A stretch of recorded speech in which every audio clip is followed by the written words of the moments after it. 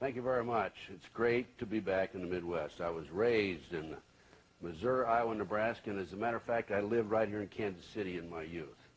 So, the greatest people in the world as far as I'm concerned. And last night I went out and took a little walk, and I was over in Kansas, Topeka, Kansas, and I got a breath of that fresh air because I've lived quite a few years in Los Angeles, so I know I really did enjoy coming back here. Let me just start by saying that after I retired, I learned about a number of matters which were very shocking to me. Before my retirement, when I was in the FBI, I can honestly say I was never exposed or had no knowledge at all whatsoever of any possible corrupt situations.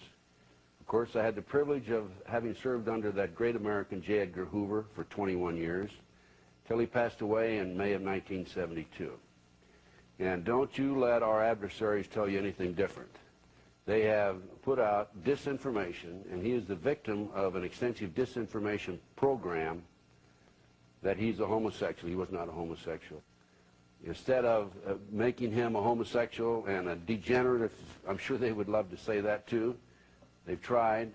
I must say he was an American hero. Instead, they've taken people who were sympathetic to the communist movement and made heroes out of them. As far as I'm concerned, schools and streets right today should be named after J. Edgar Hoover. As Ephraim Zimbalist said to me once, I play golf with Ephraim once in a while, when the lion is dead, the rats come out of the woodwork, and that's the case with Mr. Hoover. But anyway, in my bureau career, people have asked me, didn't you see any corruption? No, I did not see any corruption. And possibly because in the bureau, at the time of my retirement, there were 164 categories. If any cases came in that fell in those 164 categories, we investigated it. Otherwise, it went in what we call a zero basket. And we did a great job. These included kidnapping, bank robbery, extortion, skyjackings. I handled the skyjacking personally, negotiated with the skyjacker July 12, 1972, Philadelphia International Airport. Background checks, Communist Party USA, Black Panthers, internal security, espionage, and the list goes on and on and on. We had a great record. I'm sorry to say that the Bureau has changed. There's no question about it. The FBI today, in 1996, is being used by the politicians to further their gains and their goals. So, there are a few things that have happened to me, some major matters that have happened to me since my retirement. And most recently, I was giving a lecture in Las Vegas, and I sat at the head table next to a gentleman. And this gentleman, in his day, had been in naval intelligence, and he was telling me that on December the 4th, 1941, 3 days before Pearl Harbor, he was in the communications room in Washington, D.C., a naval intelligence officer, and we received, the U.S. government received a communication, an intercept of Japanese message that had been sent, and we had broken the Japanese code, and this message stated that we were going to bomb Pearl Harbor on December the 7th. He was very elated to have received this. He passed it up to his superior passed it on. After the war was over, he came back to Washington, D.C., and was told he was going to have to testify. They had a congressional hearing on this. He was given a subpoena. His boss called him in and said, even though you have a subpoena, you're not going to testify. And he said, well, I don't understand this. He says, look, you don't understand now, someday you will. You're not going to testify. And he didn't testify. Now, it's been documented, and I've heard it on a number of occasions, that we knew about Pearl Harbor in advance. This is the first time I've had information directly from a person who was aware of this. I also received some information recently in my tours and lectures and what have you. I did a TV show in Long Beach, California. One of the gentlemen involved in the show was in the U.S. Army at one time.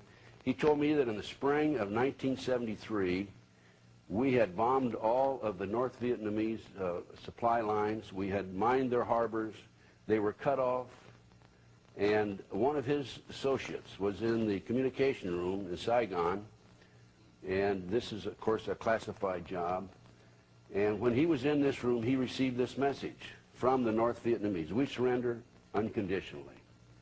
He passed it on to his superiors, And all Army personnel were immediately ushered out and replaced by State Department personnel. It was shortly thereafter that Kissinger met with the North Vietnamese officials in Paris, France. Why do these things happen? Why did we not take advantage of the advance notice of Pearl Harbor? And why is it necessary for us to be a subservient to North Vietnam when we obviously have won? I think at the end of this lecture you may have the answer. In fact, I'm sure you'll have the answer. I think you'll understand much better than you do and have in recent years. Anyway, when I first came out of the FBI, as I said, I came out in 1979. Attorney General Griffin Bell hired me to coordinate security for the Pan American Games. Attorney General Griffin Bell was under Jimmy Carter, President Jimmy Carter, and I went to San Juan, Puerto Rico for the summer of '79. Great experience. I lived with the athletes, 5,500 athletes in the village there, and I'm happy to report that America's softball team, girls softball team I might add, adopted me as their mascot. So I have a nice softball autographed by all the ladies of our softball team. In fact, I even rode to all the games with them on the bus. But anyway, they won the gold medal, of course. That's beside the point. But I had a great experience. And I came back and started my own international security consulting firm in Los Angeles, California. And I was a consultant for the '84 Olympics in Los Angeles.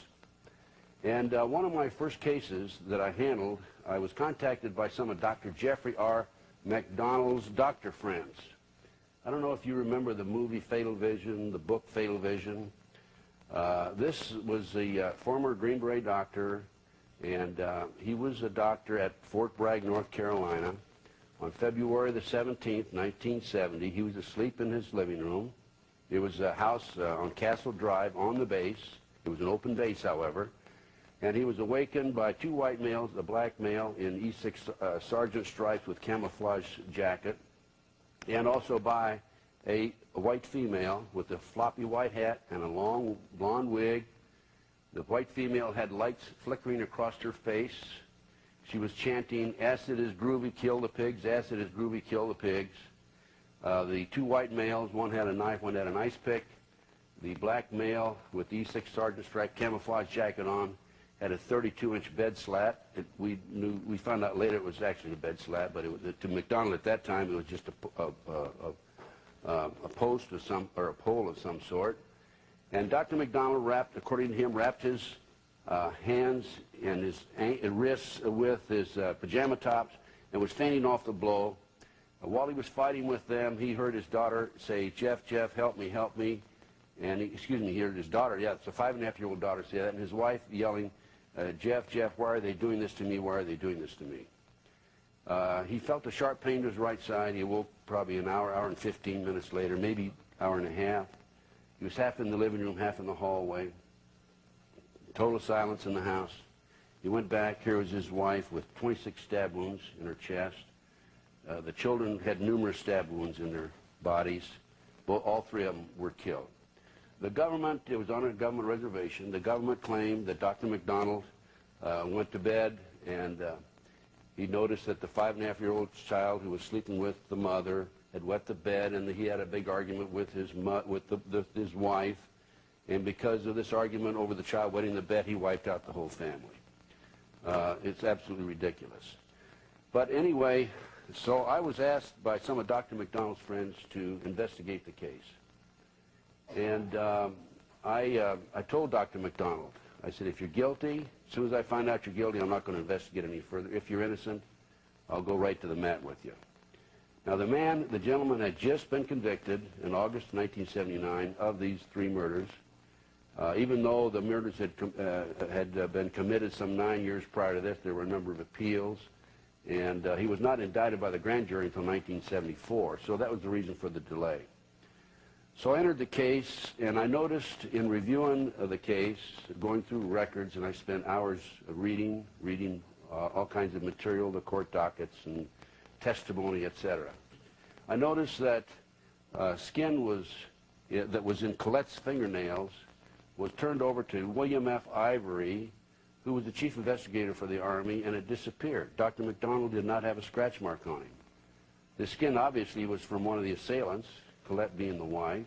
From skin, you can tell what type blood the person is who was scratched, right? That just plain disappeared off the earth. Also, in reviewing the records, I noted that there were 14 candle wax drippings in the house. And remember now, Colette had light flickering across her face. And these candle wax drippings, including one that was in the child's bed sheet, were foreign to any other candles and candle wax found in the house. I also noted that an FBI agent, hairs and fibers expert named Paul Stombaugh, lied to the grand jury, and if you want documentation on that, you can read the book Fatal Vision by McGinnis.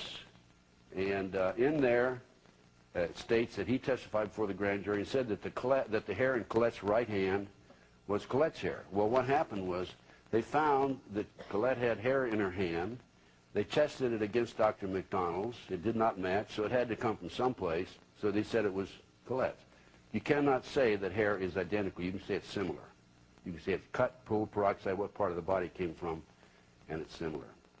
I noticed also that according to Helena Stokely, I obtained a confession from her on October 25, 1980. I brought her back to LA. That's a story by and of itself. And Helena Stokely told me that it was her satanic cult group that went into the house that night. And it was her initiation into the group. And I said, what is this all about? And that was really the first I learned about Satanism. But Helena told me that to prove that she was in the house, that she had attempted to ride the rocking horse in the child's bedroom. The spring was broken. She wouldn't have known about that otherwise. She told me that that there was a jewelry box. I asked her specifically, was there anything, arrangement of the furniture, draw the diagrams of the house and so forth? She did that.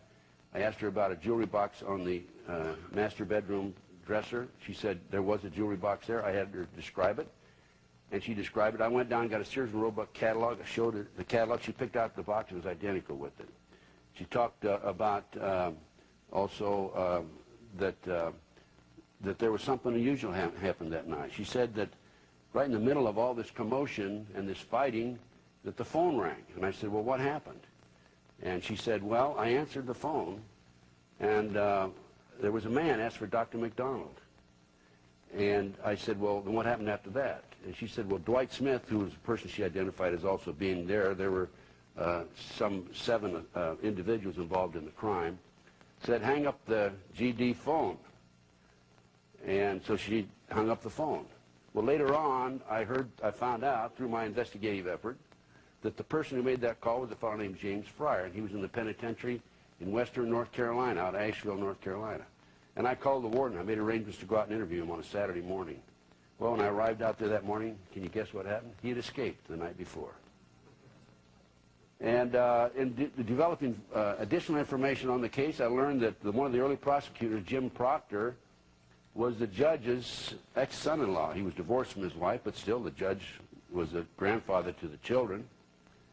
And I learned that the police intelligence files on this group of Satanists that Helena described by name gave me descriptions of exactly where each one of them went in the house, what happened, step by step. Intelligence files disappeared out of the Fayetteville Police Department files, and also out of Waycross, Georgia, because one of them had been arrested down there. I learned subsequently that there were 2 black fibers on Colette's tongue in her mouth. There was a black fiber on the 32-inch bed slat, and there was a black fiber wool on her chest, black wool, okay? Determined it was black wool. The FBI had in their notes, their handwritten notes, that it was black wool, and a question mark as to where it came from. When the report was filed, typed up, the formal report was typed up and filed and furnished to the defense, that information was left out. Now, in conducting my investigation, I learned that the only black wool in the house that night was Helena Stokely's skirt. She had on a black wool skirt. I also learned that as a result of my confession, and later on there were some other confessions, a girl named Kathy Perry confessed to the FBI, but she said that she was high on drugs, and there were two children, they were boys that were killed that night, so the FBI discounted it. There's another individual, Greg Mitchell, who was one of the assailants named by Helena Stokely, who confessed to the neighbors that he was involved in the murders. But to this day, to this very day, that man is still in jail, in spite of this overwhelming evidence that he's innocent.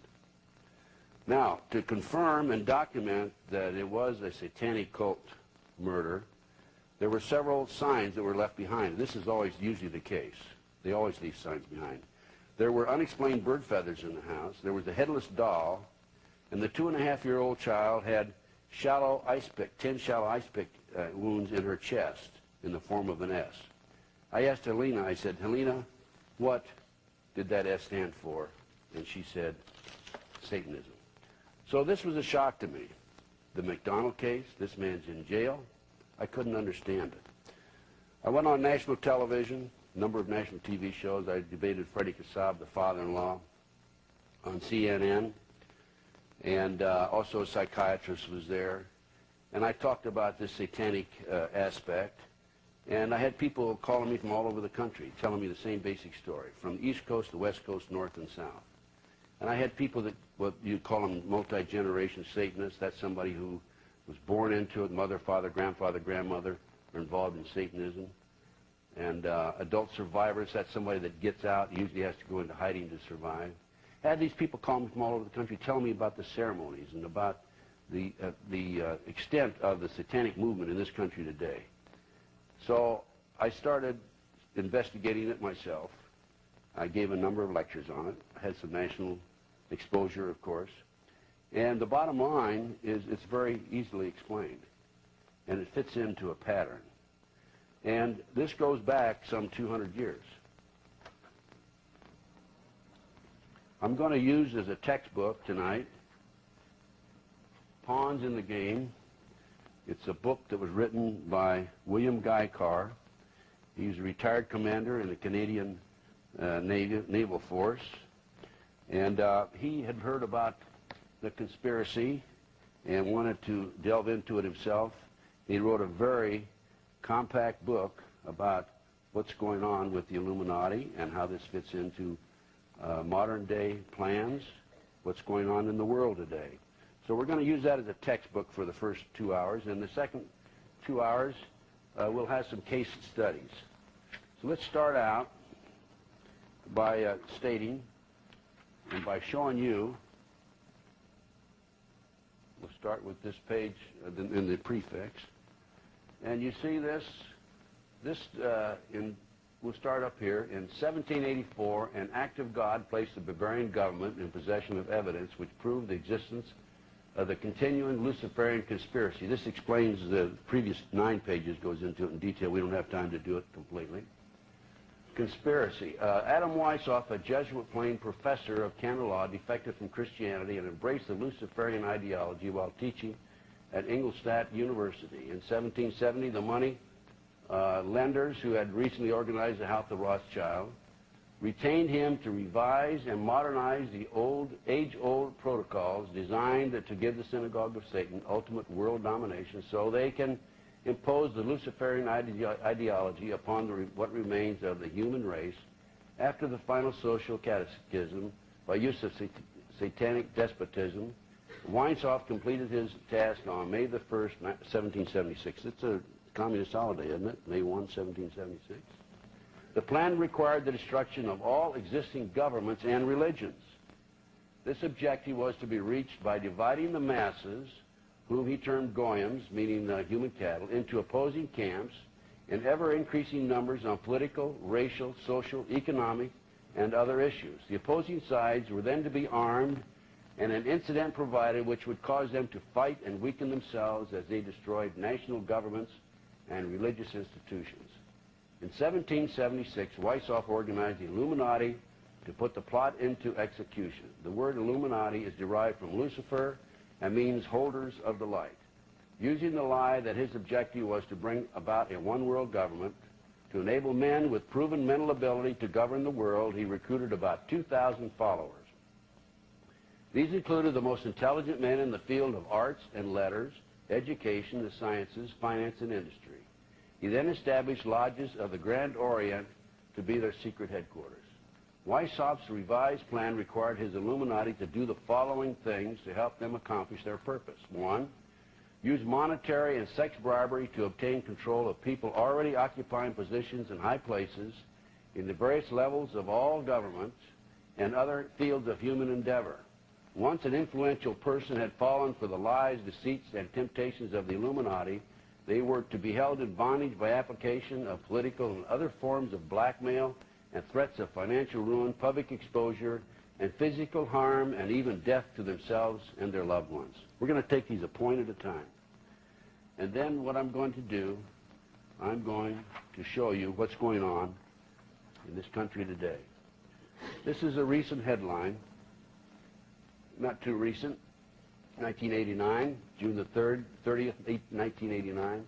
Power broker served drugs, sex at parties, bugged for blackmail. Here's another headline. Homosexual prostitution probe ensnarls the fissures of the Bush and Reagan administration.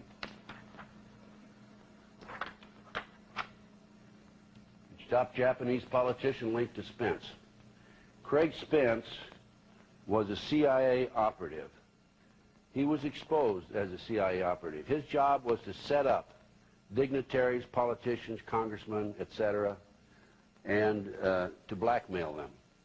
Once he was exposed, of course, he didn't last too long. He lasted something like 6 months. Within 6 months, I think he was suicidal. Now, recently, it's sometimes referred to as Arkancided, by the way. Not Spence, though. This was before Mr. Bill Clinton was in the White House.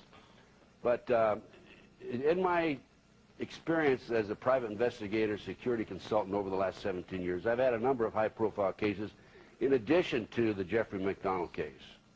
And I'm happy to report I've had a phenomenal success record on it. It takes a lot of time, a lot of diligence, and the right contacts in order to be successful in this field. But in 1989, I was contacted by a gentleman by the name of Ed Weaver, a wonderful Christian man in Lincoln, Nebraska. And he had read about me in a book called The Ultimate Evil by Maury Terry. The Ultimate Evil was a story about the Son of Sam murders in New York. And Maury Terry wrote the book. He contacted me on the West Coast, asked me to help him do the research on it, et cetera, which I did. Involved on the West Coast the murder of a producer named Roy Radin. And I'm happy to report that the people who were responsible for his contract murder or contract killing of Roy Radin are in jail today. There's 4 of them, serving all 4 of them serving life sentences with no parole. And I'm also happy to report that I had a little bit something to do with putting them in jail for the rest of their lives. But as a result of my name appearing in the book The Ultimate Evil, Ed called me and said, you know, are you the same Ted Gunderson that went to Lincoln High School in Lincoln, Nebraska, and went to the University of Nebraska? And I said, I am. He said, well, I'm Ed Weaver, and I was your classmate, and of course I remembered him. But he said, we have a real problem here in Nebraska. We have a case called the Franklin Cover-Up, and in this particular case, the FBI and the IRS raided the Franklin Credit Bureau, which was a credit bureau established in the minority neighborhood in order to furnish banking and financial opportunities to the minorities. People on the board of directors included people like Harold Anderson, who was past publisher of the Omaha World Herald, other very prominent citizens.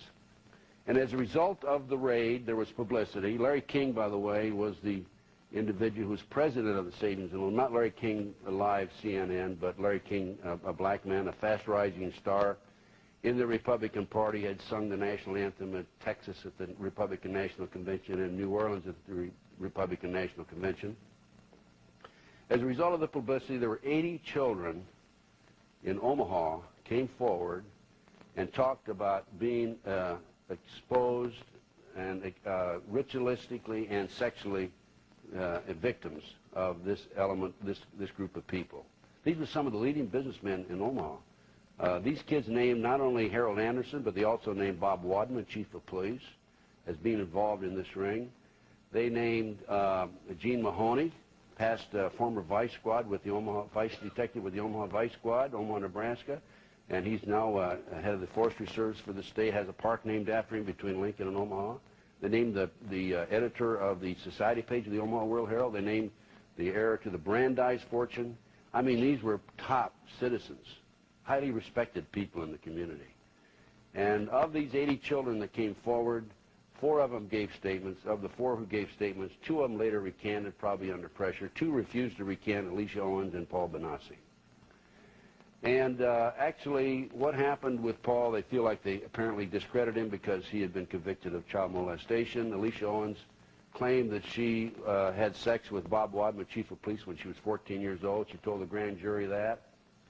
And as a result, they tried her for perjury before the grand jury, and she was convicted. As far as I'm concerned, I attended the trial, a day of the trial, and it was a kangaroo court. There's no question in my mind. But this was the situation, and in discussing the matter, I did go back to Nebraska, of course, after talking to Ed. And I'm telling you right now about my experience there in talking to Paul and Alicia and so forth. But in talking to Paul, he gave me a number of signed statements. By the way, Gary Caradori, the investigator before me, died in an airplane crash coming out of Chicago.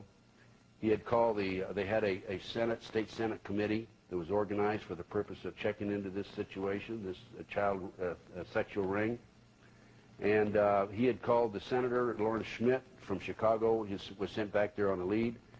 Called Senator Schmidt, and said, I have the goods right now. They cannot get out of it. He got on an airplane that night, and the plane crashed outside of Chicago, about an hour and a half out of Chicago. And his briefcase is missing, and the back seat of the plane is missing. They claim that he had engine trouble and the plane disintegrated, but there was a farmer who saw a flash of fire and light, and he felt that it was very obvious to me and obvious to anybody else that there was probably a bomb in the plane. I can't prove it. This is what is being spread and thought about at the present time, and has been for some time. But anyway, Gary Caradori had done a great job on the case. I was not replacing him in full because I couldn't work full-time on it. I had a business in California. But in talking to Paul Bonacci, he told me about the number of times when he and others were taken out of schools, private schools in Omaha, driven by limousine to Sioux City, Iowa, and placed on private jets and flown to Washington, D.C. for sex orgy parties with congressmen and senators. Paul told me, and has drawn for me, the living quarters of the White House. The public's not allowed in the living quarters of the White House. There's no question in my mind Paul is telling the truth. But in addition to this, he talked about an organized child kidnapping ring, which I will discuss later on in the lecture. We'll discuss that in the second half, by the way. But this is your documentation. This is what I'm saying. And by the way, Paul knew Craig Spence, knew him very closely, and had worked with Craig in setting some of these politicians up. So then we come back to the second point, and number 2 starts here. Illuminati on the faculties of colleges and universities were to recommend students possessing exceptional mental ability belonging to well-bred families with international learnings for special training in internationalism. This training was to be provided by granting scholarships to those selected. They were to be educated and indoctrinated into accepting the idea that only one world government can put an end to recurring wars and tribulations.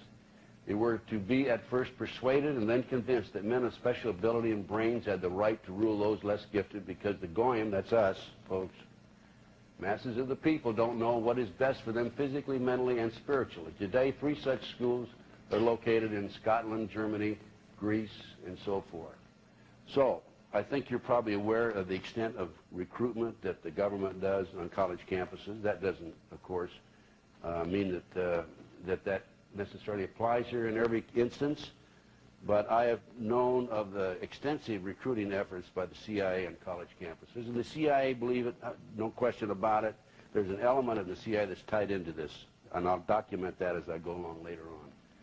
The next point, these are the goals now that are being set forth by the newly organized Illuminati. Influential people trapped into coming under the control of the Illuminati and students who had been specially educated and trained were to be used as agent tour and placed behind the scenes of all governments as experts and specialists so they could advise the top executives to adopt policies which would, in the long run, serve the secret plans of the one-worlders and bring about the ultimate destruction of the governments and religions they were elected or appointed to serve.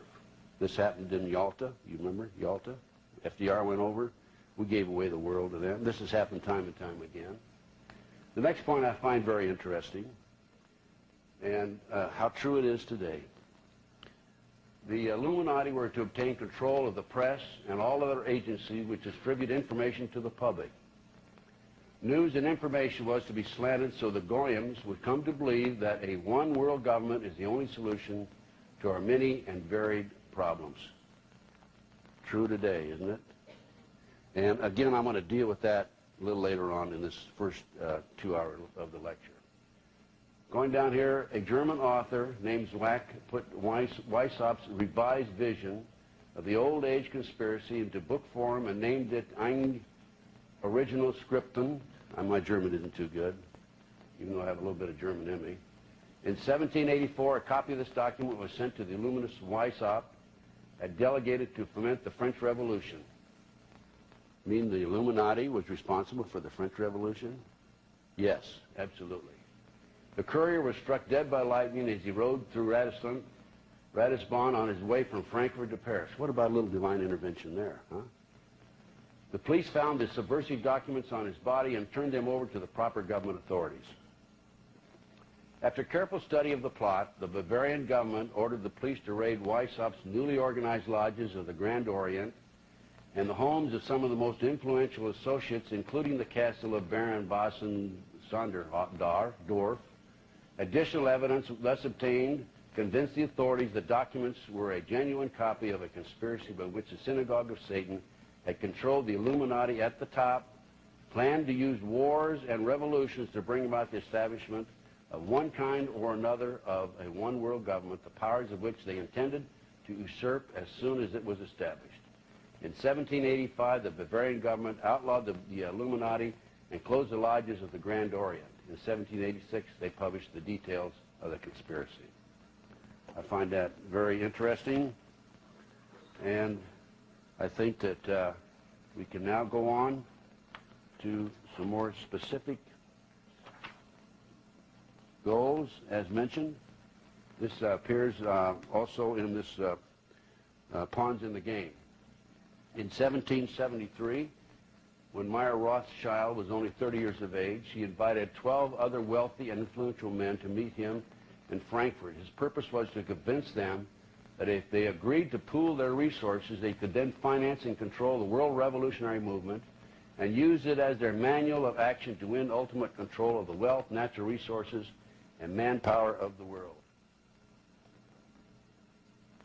After the general introduction to build up an enthusiastic reception for the plot, he was about to unfold, Rothschild turned to a manuscript and proceeded to read a carefully prepared plan of action.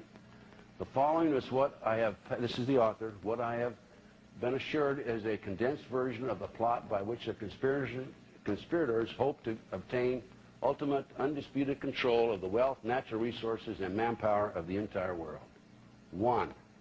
The speaker started to unfold the plot by saying that because the majority of men are inclined to evil rather than to good, the best results in governing them could be obtained by using violence and terrorism and not by academic discussions.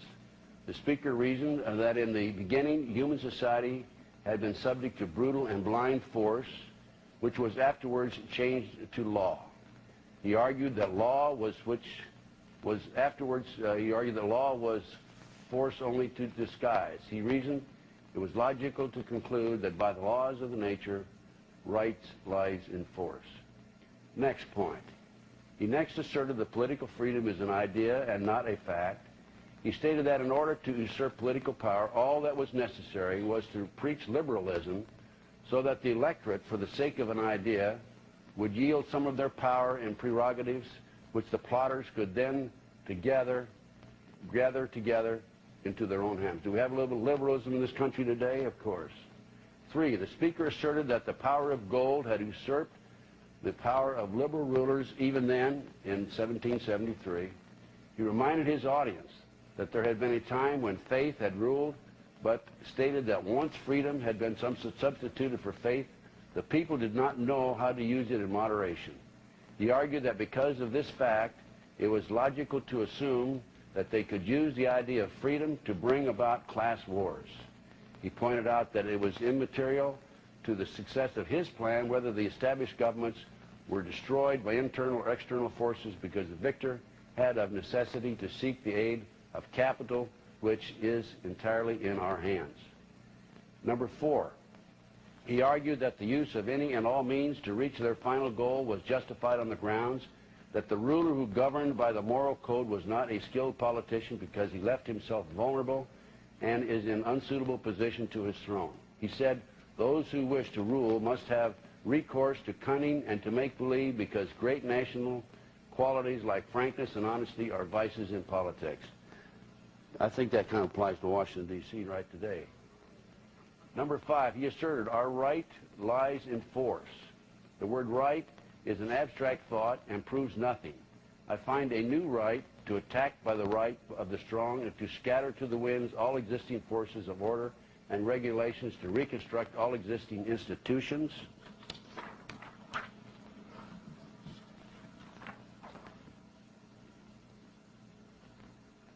and to become the sovereign lord of all those who left for us the rights to their powers by laying them down voluntarily in their liberalism.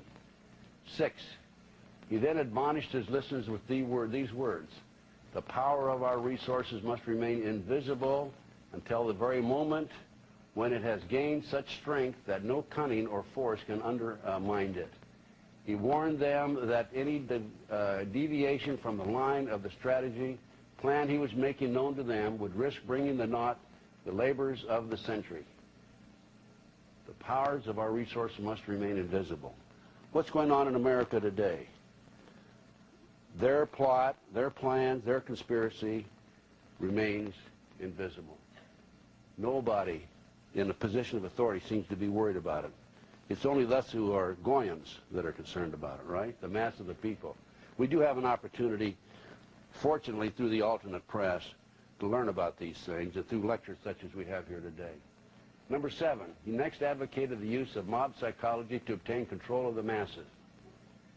He reasoned that the might of the mob is blind, senseless, and unreasoning, and ever at the mercy of suggestion from any side. He stated only a despotic ruler can rule the mob efficiently, because without absolute despotism, there can be no existence for civilization, which was carried out not by the masses, but by their guide, whosoever that person might be. He warned, the moment the mob seizes freedom in their hands, it quickly turns to anarchy.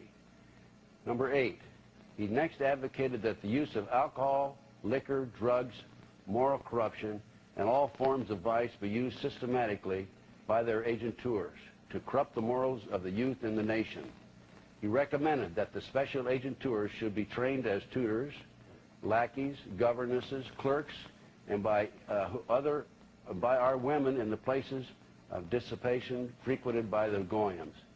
He added, in the number of these last, I count also the so-called society ladies who become voluntary followers of the others in corruption and luxury. We must not stop at bribery, deceit, and treachery when they should serve towards the attainment of our ends.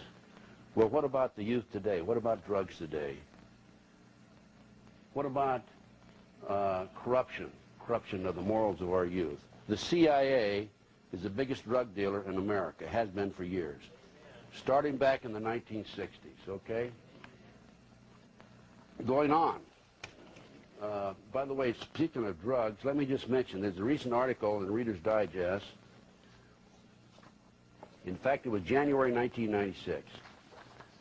And here's what it says. In 1993, some 6 tons of heroin, 200 tons of cocaine, and 3,900 tons of marijuana crossed the Mexican border into the United States. Now, this is just what's crossed the Mexican border. This doesn't count what came into Mena, Arkansas. The Mena, Arkansas drug operation was a $100 million a month operation for 10 years when Clinton was governor there. By the way, Larry Nichols, who was marketing director of the Arkansas Development Finance Authority, which was used as the device for laundering the drug money and for making the loans, told Bill Clinton, according to Larry Nichols, that we had this big drug operation going, and Clinton told him, hey, that's a federal problem. Now that he's president, I guess maybe it's a state problem. But for those of you who are not familiar with the Mena, Arkansas situation, the Arkansas Development Finance Authority was established in order to provide money, loans to schools, churches, and students. And instead, it was used to launder money from the Mena drug operation. And in that particular operation, they were flying arms out and drugs in. And Bill Clinton himself personally signed off on each loan. The loans were not repaid in many instances. In some instances, they didn't even make one payment. And Don Tyson, according to Clinton Chronicles, number 2, himself took a $10 million loan from there and never paid it back. So we're talking about just the Mexican border here. We're not talking about what was flown in and out of this country. We're not talking about what's coming over from the Canadian border now. And my confidential sources tell me that there's extensive drug operations coming in from Canada. Now, stop and think about this. There's an extensive amount of corruption in the state of Nebraska. There's no question about it. My sources in Montana tell me that there's an extensive amount of drugs and corruption with officials in that state.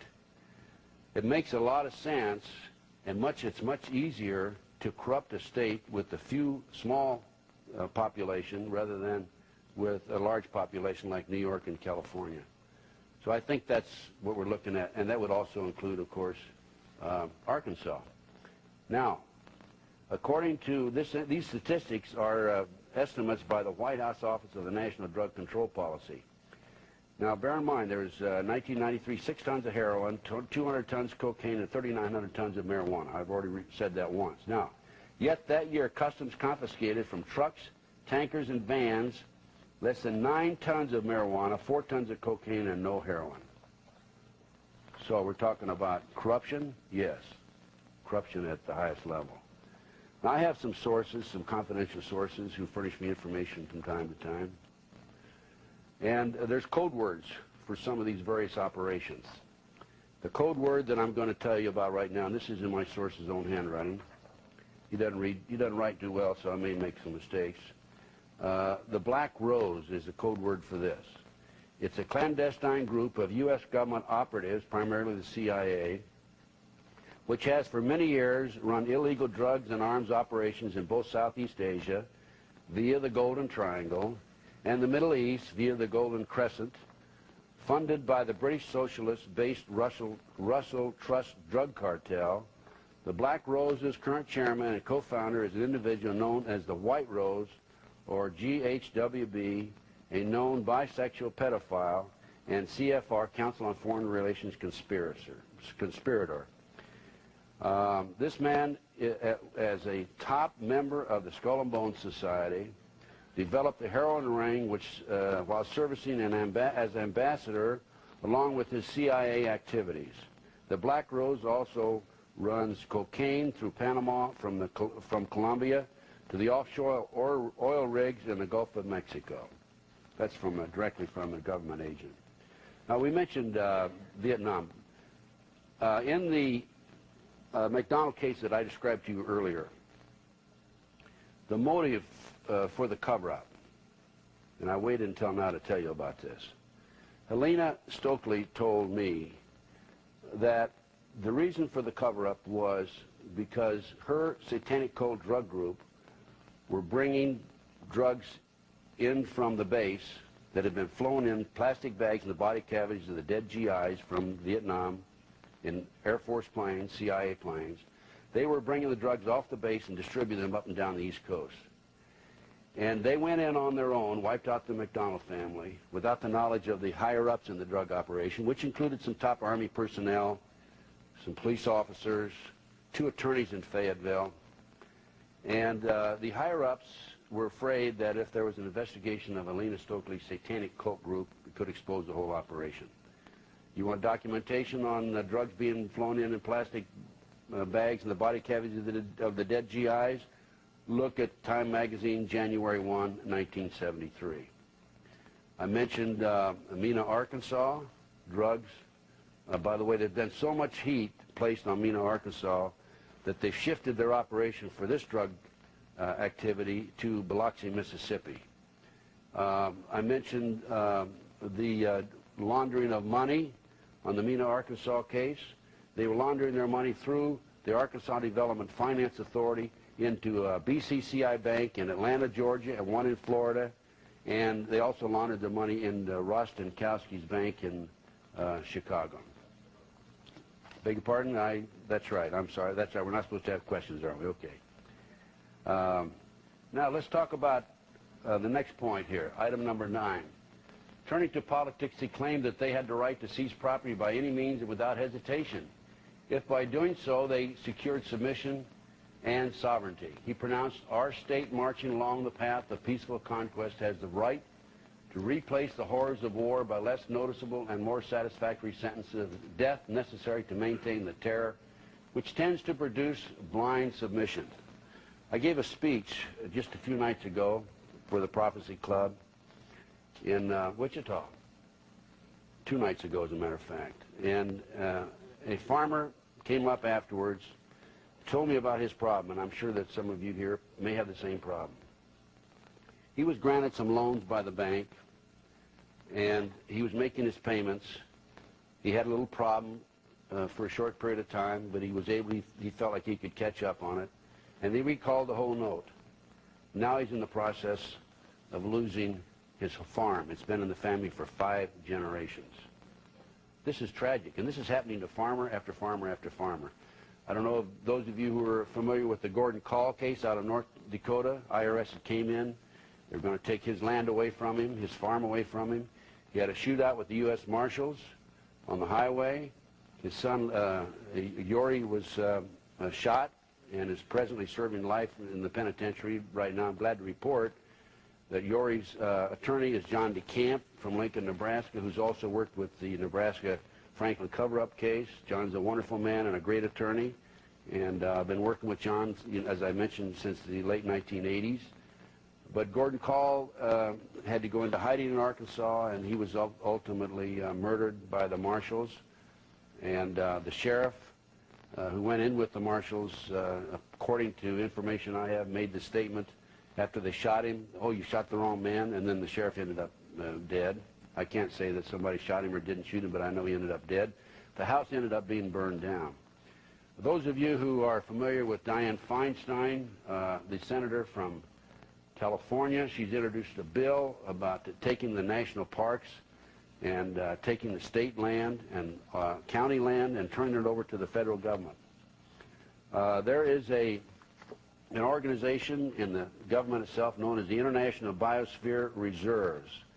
The New World Order, this is again from one of my sources, for section of land, the New World Order term for section of land that has been turned over to the World Conservation Bank, that's the World WCB, in lieu of payments of the debt of the International Monetary Fund or the World Bank. It's called the International Biosphere Reserves.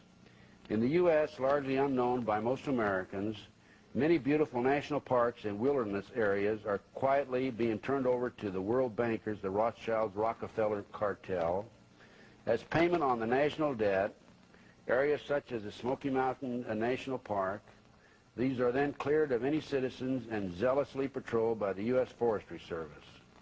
This is going on today, and as a matter of fact, of the 98 federal parks in this country, the United Nations has control of 47 of them. There is an agency, a little-known agency in the Treasury Department. It's called the Financial Crimes Enforcement Network. It's a little-known agency whose subversive mission is to monitor every dime you earn, track every dollar you spend, and identify all your assets and property for later confiscation. Let's go on to number 10. Dealing with the use of the slogans, he said, in ancient times we were the first to put the words liberty, equality, and fraternity into the mouths of the masses, words repeated to this day by stupid poll parrots, words which the would-be wise men of the Goyams could make nothing of in their abstractness and did not note the contradiction of their meaning and interrelation. He claimed the words brought under their directions and control legions who bore out our banners with enthusiasm. He reasoned that there is no place in nature for equality, liberty, or fraternity. He said, on the ruins of the natural and genealogical aristocracy of the Goyams, we have set up the aristocracy of money. Qualification for this aristocracy is wealth, which is dependent upon us. Well, let's look at wealth. Where's the wealth of this country today? Federal Reserve, right? And where does the money collected from the IRS go? Goes to the Federal Reserve. Doesn't go toward paying the national debt. And from the Federal Reserve System, which is a private held stock corporation, it goes into the World Bank. And the banks are in London, Switzerland, Rome, Paris, and so forth. These are the people that run the world. These are the Illuminati. Very simple. The most recent information on money, and this has been documented, is that there's $1 billion per day in $100 bills that's being shipped out of Kennedy Airport by Delta Airlines to Russia. $1 billion per day in $100 bills, 5 days a week. And for those of you who are not too familiar with the Federal Reserve System, I'm sure some of you do know this. I know most of you probably do. This is a well-educated group, obviously. The Federal Reserve asks the U.S. Treasury to print up $100 bills. The U.S. Treasury charges the Federal Reserve 2.3 cents per bill. And then the Federal Reserve takes that money that they have that came right out of the sky, right from the Treasury Department, and they loan it out. That plus principal and interest. Let's go on now to number 11. He then expounded his theories regarding war.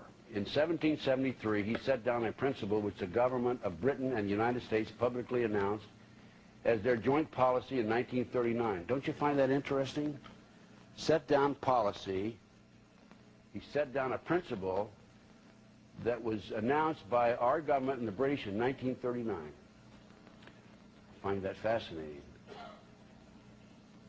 He said it should be the policy of those present to foment wars, but to direct the peace conference so that neither of the combatants obtain territorial gains. He said the war should be directed so that the nations engaged on both sides should be placed further in our debt and in the power of our agentures. Yalta again. We gave away, we basically won. What did they do to Patton? You remember what they did to Patton? He wanted to keep right on going. He was told by the president, stop. By the way, are you aware of the fact that we left, our government left, between 35 and 50,000 GIs in Russia after World War II? I'm sure you're aware of the MIA POW issue in the Vietnam. Okay? General Patton wanted to go after them. It was shortly after he said he was going to go into Russia and rescue our boys that he died in an automobile accident. Well, at least he wasn't Arkansas-ed. Okay, next. Number 12. He then dealt with administration. He told those present that they must use their wealth to have candidates chosen for public office who would be servile and obedient to our commands so they may readily be used as pawns in our game by learned and ingenious men we will appoint to operate behind the scenes of government as official advisors. He added, the men we appoint as advisors will have been bred, reared, and trained from childhood in accordance with our ideas to rule the affairs of the whole world. I find this very interesting. They will have been bred, reared, and trained from childhood in accordance with our ideas to rule the affairs of the whole world. Now, I have, in my experience in developing information about satanic movement in this country, I've talked to a lot of people. An example of this, number 12, being born bred. I was contacted by a lady attorney in New York City. She was a multi-generation Satanist. You remember I told you that's somebody that's been raised, born into the family. Grandfather, grandmother, mother, father, etc. She told me that she was raised by her family. She knew well in advance that she was going to be an attorney, and she was sent to law school, and her specialty was immigration laws. And she would go to Europe and bring children into this country that she didn't know, land at Kennedy Airport in New York City, turn these children over, usually one child at a time, and she was a specialist on immigration, so she knew what to do in Europe in order to get their hands on this child.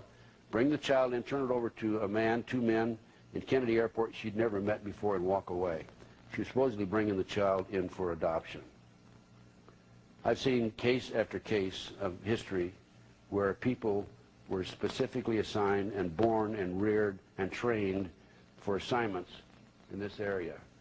Have you ever heard of presidential models? Presidential models are sex slaves for some of the top people in the government. There's a woman named Kathy O'Brien who's recently written a book on this. I happen to know of another lady who was a presidential model. And what they do, and these ladies were born for that purpose. In fact, one of them was born on Eisenhower's inauguration. And they're trained mind control, MK Ultra, Project Monarch. These are CIA mind control programs. They're trained specifically for an assignment. In this particular assignment, she told me, the one lady told me that she was molested on a regular basis by her father, and he still loved her, however. And when she was 16, he came in and he was crying in her bedroom. He said, "My dear, I've got to give you up." And he passed her on to some training for training with a group of men. She later ended up with some of the top politicians in the country, presidents. I'm talking about presidents. This has been confirmed by two individuals I've talked to, Kathy O'Brien and another one. The other one wishes to remain anonymous. And I understand there are three other ladies who fall in this category. They've all gotten out, and it's just like the children that they use for victims of pedophile. When they get so old, they let them out, push them out into the street. Okay, item number 13. He dealt with propaganda that explained how their combined wealth could control all outlets of public information while they remained in the shade and clear of blame, regardless of what the repercussions might be due to the publication of libels, slander, or untruths. The speaker said, "Thanks to the press, we've got gold in our hands, notwithstanding the fact that we had to gather it out of the oceans of blood and tears. But it has paid us even though we have sacrificed many of our own people. Each victim on our side is worth 1,000 goyams." Well, don't you find that interesting? We're talking about propaganda. We're talking about the press, outlets of public information. I don't know how many of you are aware, but I recently ran for President of the United States. And in November, late November, I was sitting in my living room. I don't sit very often. I usually am working. But I was watching the politicians. And I said to myself, these people have missed the point. They either are totally ignorant or they don't know what they're talking about. But these people, these men are running for President of the United States. They haven't really addressed the real issues. The real issues are what we're talking about here today. These are the issues. Not, I'm going to go back to Washington, D.C. and make this all a bed of roses. And as far as I'm concerned, there's not a dime's worth of difference between the Democrats or the Republicans. They've both been compromised. And these kids that were taken back to Washington, D.C., they weren't taken back just for Democrats, and they weren't taken back just for Republicans. There were Republicans and Democrats there. But anyway, I got mad. I had $164.31 in the bank, and I said, I'm going to run for President of the United States. And I did. I did. I thought about it, and I said, well, I've been a Republican all my life. Should I run as a Republican, or maybe I should go over and register Democrat for the first time my whole life and run against the real problem, Bill Clinton? So I did. I registered Democrat, and I was, you know, there's some good Democrats, good conservative Democrats, I'm sure. Someplace, I don't know where they are, but there's someplace. But anyway, then I formed a group, committee to elect Ted Gunderson, and we did raise a few dollars. The first check I received was for $1,000, and I used that $1,000 to register in New Hampshire. And I got on the ballot in New Hampshire, and then I was able to raise another $2,500, and I was able to get on the ballot in Texas. And then I raised another $500, and I sent it to Colorado, and with my $500, I met the deadlines, filled out the application, and I received a response back about 10 days later, 2 weeks later. I'm sorry, you're not a viable candidate, and they kept my $500.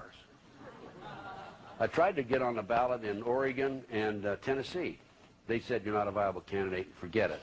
Anyway, to make a long story short, I had, in addition to my experiences dealing with the media, this deals with number 13, dealing with the media as an FBI agent, I dealt with them as a politician. I mean, really, let's face it, I'm not really a politician, right?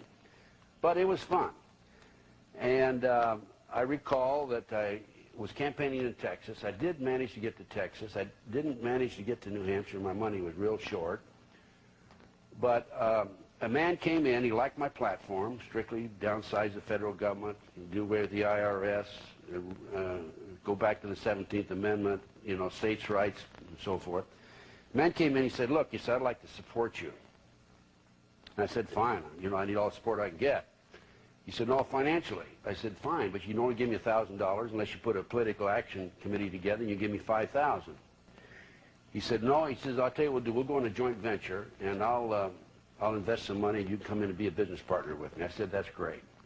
So I thought I was going to have some money, and so I called on February the 9th. I called a television station in New Hampshire. I called WMUR, ABC TV, Manchester, New Hampshire. And I said, look, I'm Ted Gunderson. I'm a presidential candidate, and I had a committee to elect, and I'd registered with the Federal Election Commission. And I want to run Clinton Chronicles this Sunday night, or a week from Sunday night. And what will 2 hours prime time cost me? Now, I thought I was going to have the money, because this man said, well, I'll bring $750,000 in. I'm going to bring it in from overseas. And I thought he was legit. As it is, I think he was a government plant, but that's beside the point. But anyway, I thought I was going to have the money. So, you know, bear in mind, as a politician, the only way they can turn me down as a candidate, a viable candidate, is if there's sex or drugs involved in the video or the show. Well, there's drugs involved, certainly, and sex involved, but it's not by me, right? I mean, it's a documentary. So they said $20,000. And I talked to a woman named Julie Campesino. Call back Monday. Hi, Julie, this is Ted. Yes, I remember. Oh, by the way, I checked, and I was wrong on the price for 2 hours prime time. It's $120,000. So it went up $100,000. I was scheduled in New Hampshire to be on a forum, and I was canceled. And I had a feeling I was supposed to be on a forum on Friday morning. Before I got on the plane, I thought I better call. I called, and they said, well, you're not, you know, you were scheduled, but you're not going to be on there. I had an opportunity to talk at Branch Davidian rally on the state capitol building in Texas, Austin, Texas, on a Saturday morning. And I was the last speaker. There were 4 speakers. And they were filming all 3 of them before I got up. And when I got up to talk, the CBS closed down and walked away. So we're talking about the press, control of the press. Now, in New Hampshire, when the final ballot was in, by the way, I ended up 12th out of 21 candidates there. And in Texas, I was able to come up with 15,501 votes.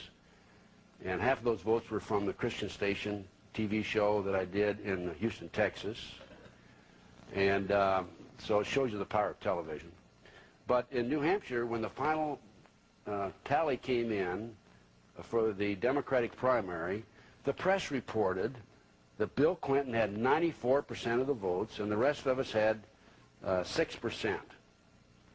Well, I went behind the scenes, and I found out that what happened was Bill Clinton actually had 91%, and 3% of the voters submitted a blank ballot. That was never reported in the press. In Iowa, there was, in one instance, there was 13% of the votes were taken away from Buchanan. And what happened was the precinct captains reported the information to the media before he gave it to the electorates. And they reported it and put it out as official news. By the way, in the Nebraska case, this is a typical example of controlling the press.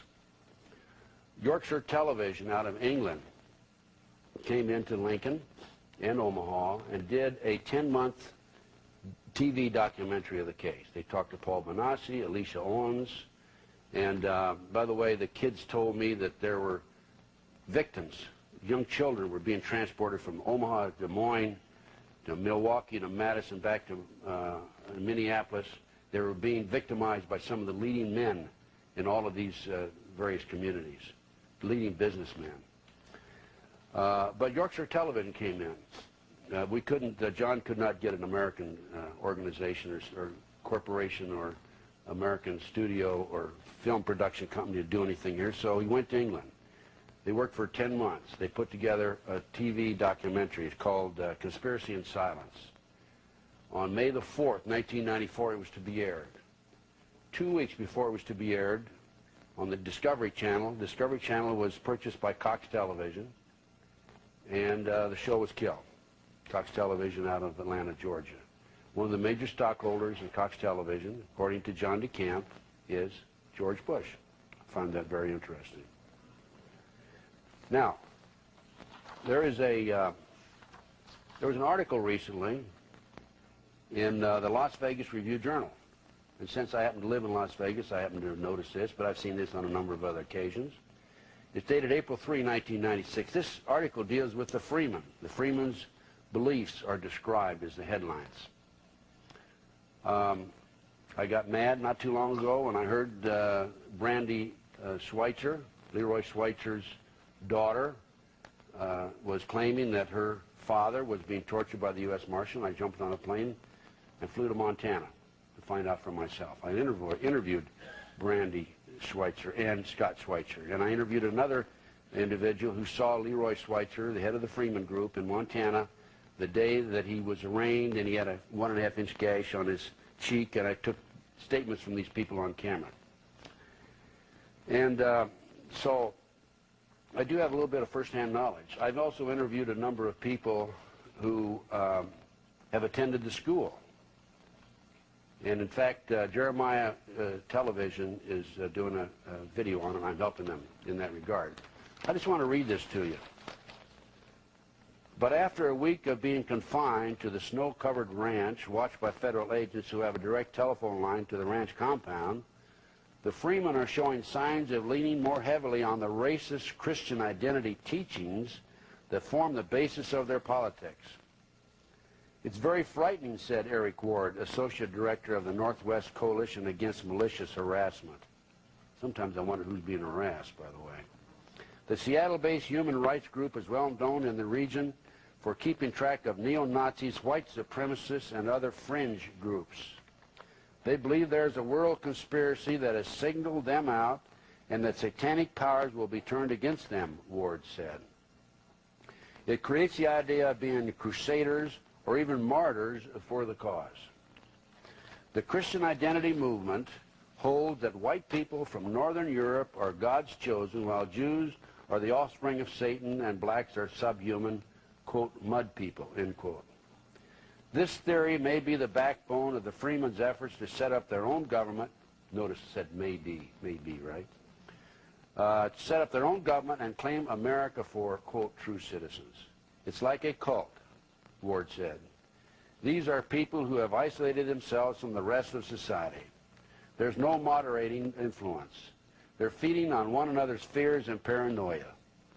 That becomes an explosive situation for those who have to deal with this group. I've asked everybody I've interviewed who's attended that school, I've asked them about this article, and they said, Not true. Not true. That's how the media, the news is slanted.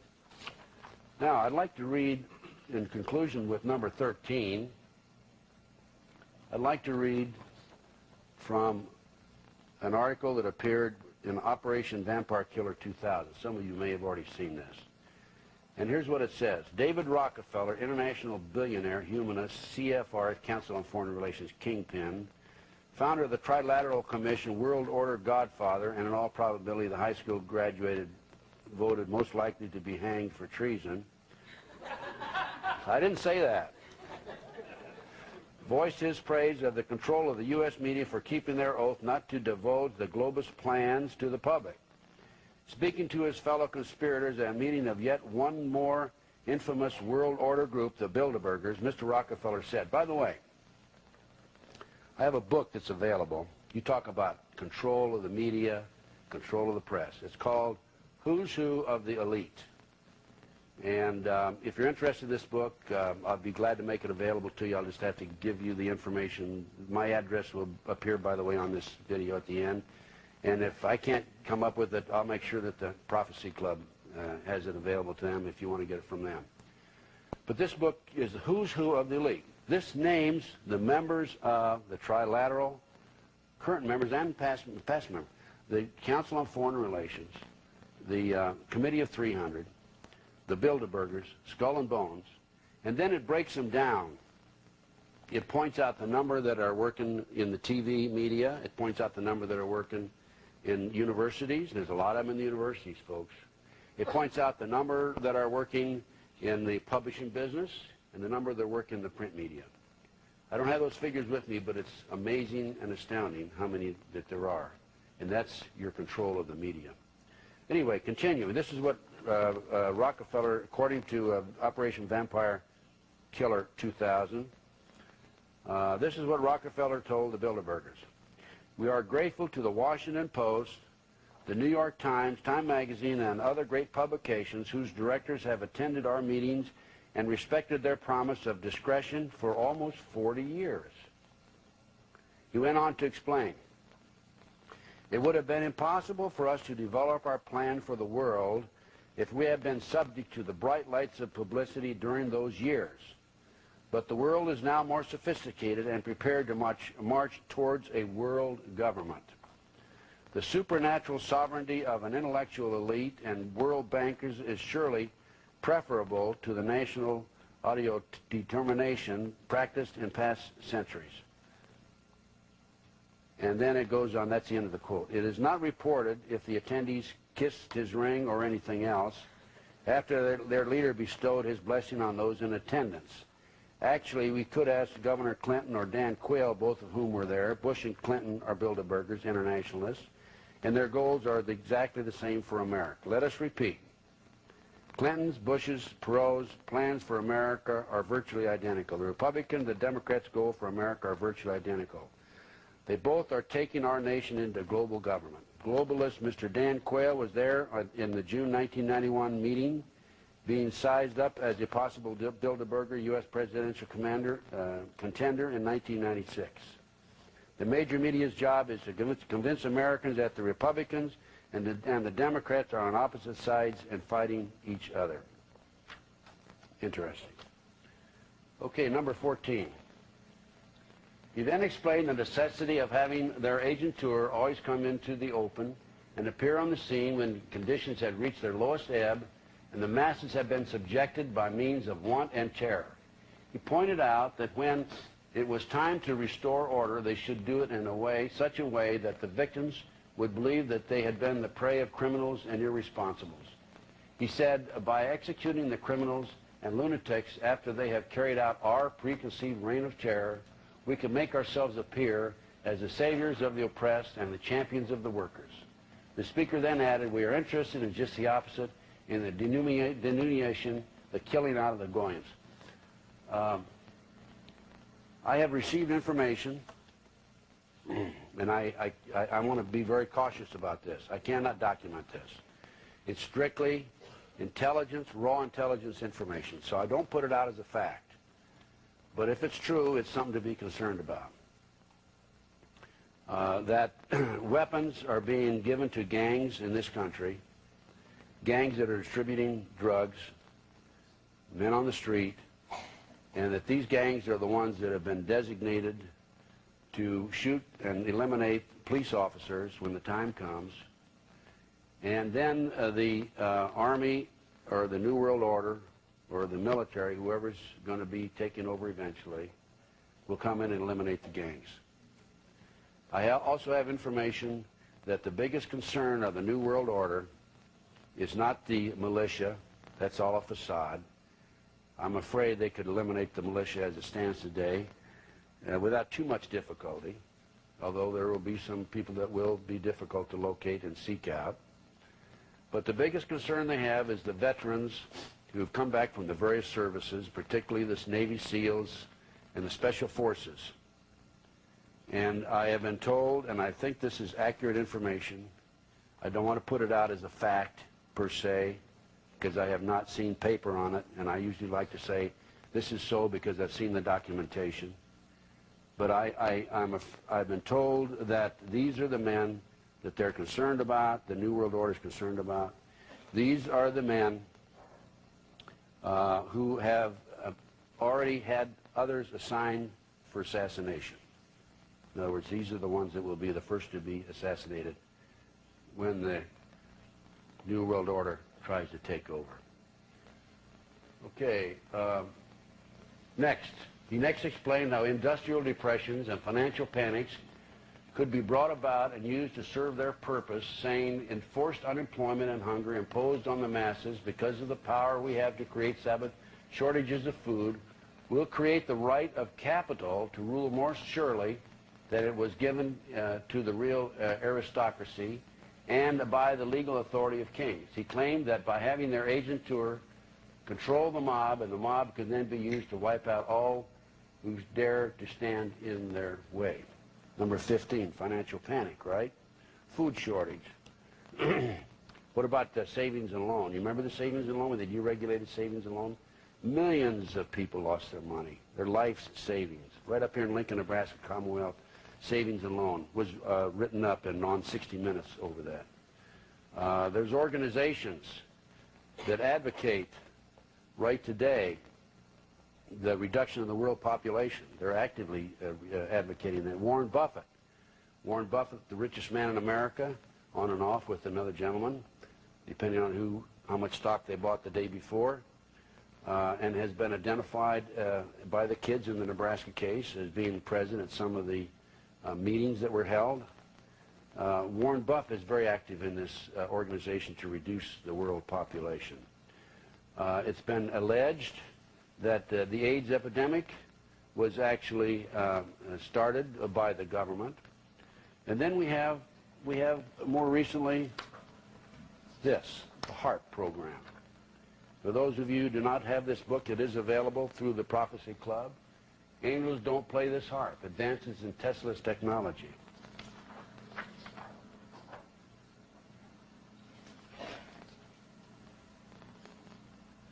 The HARP program.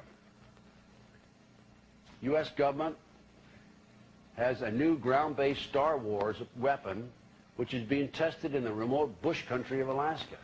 This new system manipulates the environment in a way which can disrupt human mental processes, jam all global communication systems, change weather patterns over large areas, that's happening right today, interfere with wildlife migration patterns, negatively affect your health, unnaturally impact the Earth's upper atmosphere. The U.S. military calls its Zapper HARP, High Frequency Active Auroral Research Program, but this Skybuster is not about the northern lights. This device will turn on lights never intended to be artificially manipulated. It's all explained in this book. It's available, I think, back here today. Looking at the Gulf War illness, the British troops and the American troops who were vaccinated, 440,000 of them, they were the ones that became ill, not the other troops who were not vaccinated. Looking at the food shortage, people said, oh, there's no food shortage. I have an article here, June 12, 1995, Spotlight Magazine. During the last 18 months, the government has been storing hundreds of tons of grain and other foodstuffs in some 50 secret underground facilities around the country.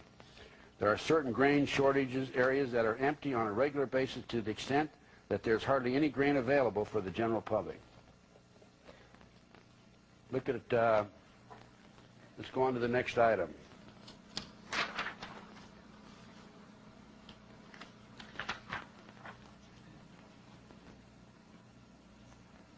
Oops. I'm not doing so well, am I? Oops. Let's see.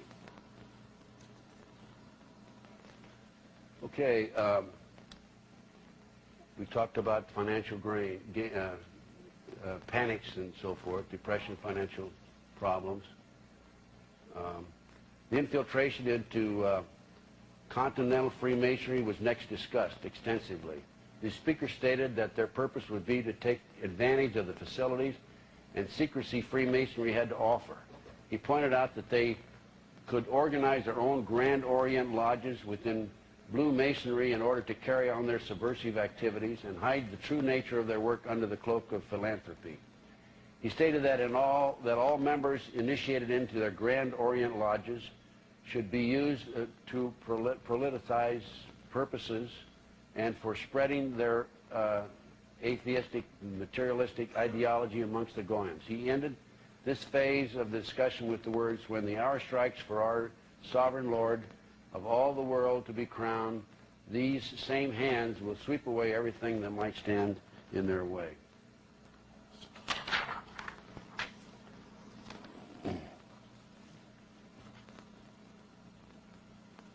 Number 17, he next expounded the value of systematic deception, pointing out that their agentur should be trained in the use of high-sounding phrases and the use of popular slogans.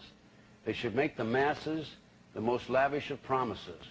He observed the opposite of what has been promised can always be done afterwards, that is, if no consequences. That is, of no consequences. He reasoned that by using such words as freedom and liberty, the Goyams could be stirred up to such a pitch and patriotic fever that they could be made to fight even against the laws of God and nature.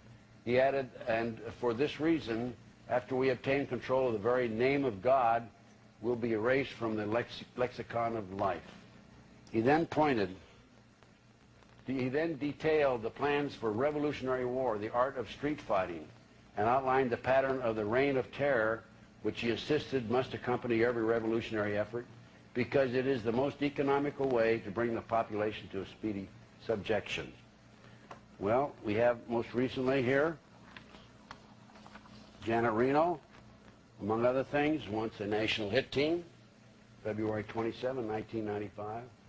You find it interesting that she is talking about using U.S. military units as well as personnel from all the federal agencies, the Bureau of Alcohol, Tobacco, and Firearms, drug enforcement agencies, and I'm sure the FBI, yes, the FBI. And in fact, under the proposed new act, the Rapid Deployment Strike Force would be commanded by Deputy Assistant Director of the FBI and would be staffed by not only FBI agents, but through the transfer of personnel from their elites and entities into the Department of Justice or any other federal agency. So, we have there a direct contradiction and violation of the Posse Comitatus. I might mention that it's been documented that the military and civilian law enforcement agencies, federal agencies, have had a series of joint training sessions in Michigan and in Arizona in house-to-house training. House-to-house training of going in and searching the houses and taking over a facility. Well, let's see, what was that last question? That was number 18. Number 19. Diplomacy was next discussed. After all wars, secret diplomacy must be insisted upon in order that our agentur, masquerading as political, financial, economic advisors, can carry out our mandates without fear of exposing who are the secret power behind the national and international affairs. The speaker then told those present that by secret diplomacy they must obtain such control that the nation cannot come to even an inconceivably private agreement without our secret agents being on hand. Number 20, the ultimate world government is the goal. To reach this goal, the speaker told them it will be necessary to establish huge monopolies, reservoirs of such colossal riches that even the largest fortunes of the Goyams will depend on us to such an extent that they will go to the bottom together with the credit of their government on the day after the great political smash. The speaker then added, you gentlemen here present who are economists just strike an estimate of the significance of this combination.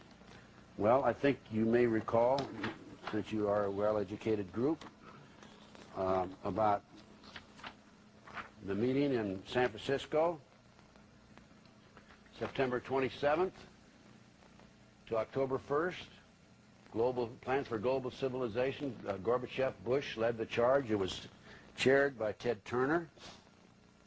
Margaret Thatcher was also there.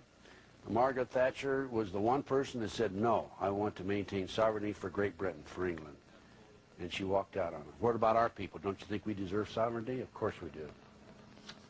And now, in order to take over the world, or take over the country, you have to have certain situations which are in existence, and certain commands, and certain mandates, and a certain degree of power. And this is it right here. These are presently in order right now. Executive orders now in effect. Check them one against the Communist Manifesto. We'll turn over to the Communist Manifesto next. Now let me explain. Executive orders, this is unconstitutional, this whole thing right here. Because executive orders were designed to give directives to departmental heads within the government. In other words, the president can tell the director of the FBI, do this. He can tell the Department of Justice, Attorney General, do this. The Postmaster General, do this. Okay? Executive Order 10995 takes over all communications. Executive Order 10997 takes over all electric power, petroleum, gas, fuel, and minerals. Executive Order 10998 takes over all food resources and farms. Executive Order 10999 takes over all means of transportation, controls highways and seaports. Executive Order 11000 drafts all citizens into workforces under government supervision, slave laborers. Sounds like Nazi Germany to me. Executive Order 11001 takes over all health, welfare, and educational functions. We already have, what's the United Nations outcome education? And this is in many of our schools today, so they've already started in the educational functions. Executive Order 11002 empowers the Post Office General to register all citizens nationwide. They're probably already doing that through credit cards, and Social Security Administration. I'd say that's probably already in effect. Executive Order 11003 takes over all airports and aircraft. Executive Order 11004 takes over housing and finance authorities and housing designated as unsafe, establishes new locations for populations, builds new housing with public funds. Executive Order 11005 takes over railroads, inland waterways, and public storage facilities. Don't you find public storage facilities kind of a strange? Isn't that strange that they would say that? But I can certainly understand why, because they want to go after the guns, they want to go after the food. There is a new legislation. I heard it's been passed, but at least I can say without any question it's been proposed, that would limit the time limit that you have food on your shelf in your home. Yes. By the way, going back to HAARP, I forgot to mention, one of the devices on HAARP, that's the electronic high frequency in Alaska that we mentioned a few minutes ago. Any car that's been built the last 4 years has a computer chip in it. And HAARP can freeze that car in place once they turn it on. They have the capability of doing that. In New Jersey, they recently passed a law that placed very high restrictions on the exhaust emission of automobiles. And it's been stated, and I have the records of this someplace, I don't have it with me here today, that most of the automobiles that are 10 years old and older will not be able to pass the emission test in New Jersey. And, of course, that would not include the automobiles that have been built in the last 4 years. Executive Order 11051 designates the responsibilities of the Office of Emergency Planning, giving authorization to put the above orders into effect in times of increased international tension or economic crisis, anytime they want to do it, in other words. Then comes the big one, Executive Order 11490. All of the above orders are immediately activated. President John Kennedy at Columbia University in 1963 said it perfectly. The high office of the President has been used to foment a plot to destroy America's freedom, and before I leave this office, I must inform the citizens of their plight. 10 days later, he was dead.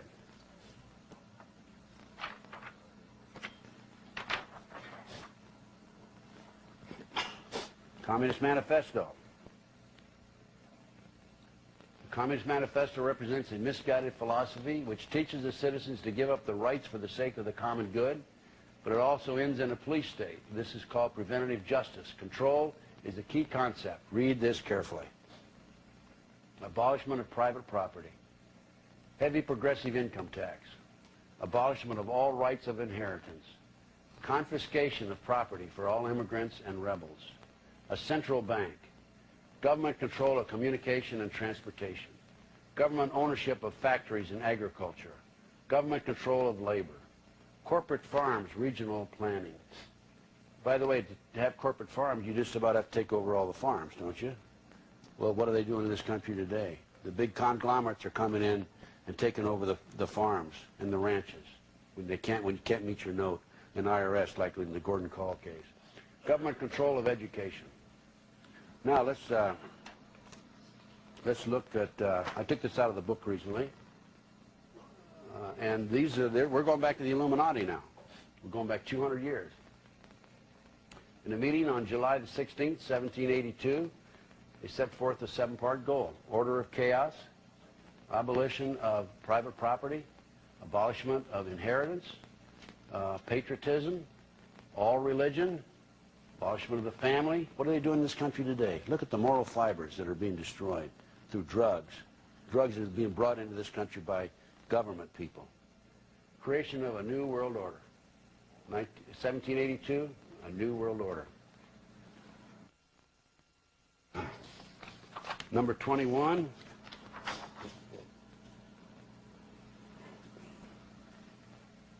Economic war. Plans to rob the Goyams of their landed properties and industries were then discussed. A combination of high taxes and unfair competition was advocated to bring about the economic ruin of the Goyim as far as their national financial interests and investments were concerned. In the international field, he felt that they could be encouraged to price themselves out of the markets. This could be the achievement, could be achieved by the careful control of raw materials, organized agitation amongst the workers for shorter hours and higher pay, and by subsidizing competitors. The speaker warned his co-conspirators that they must arrange matters and control conditions so that the increased wages obtained by the workers will not benefit them in any way. What's happening today? The price of cattle. Somebody told me that cattle in Texas is selling for 15 cents a pound. The feed is so high that they can't buy the feed, among other things. What about GATT and NAFTA, North American Free Trade? There's 16,400 Americans lose their jobs every day since GATT and NAFTA were passed. There's been over 800,000 people who've lost their jobs because of GATT and NAFTA. In the oil industry alone, from 1986 to 1992, the number of operating oil rigs dropped from 4,000 to less than 650. Oil was being we were self-sustaining ourselves to a degree, and in lieu of the active oil wells, we have instead 15 super tankers that are bringing 15 million barrels of oil a day into Houston, Texas. Zapata Oil Company owns 5 of these super tankers. Zapata Oil Company is owned by the George Bush family. All the oil that we have in Alaska, I understand that There's been a strike in Alaska, and there's no question we could be self-sustaining just from the oil that's available to us in that state. Now, for the 26 years from 1946 to 1971, speaking of the America's economy, 1946 to 1971, for 26 years, the U.S. trade had a surplus of $98 billion. The economy grew from 4.8% per year. The national debt rose to $148 billion. For the next 23 years, from 1972 to 1994, the U.S. suffered a $1.6 trillion trade deficit, whereas we had a surplus of $98 billion before. The economy grew 3.8%. The federal debt soared at an annual rate of 3,200% per year, more than preceding 26, not per year, but the rate of 3,200% more than any preceding 26 years by $4.3 trillion.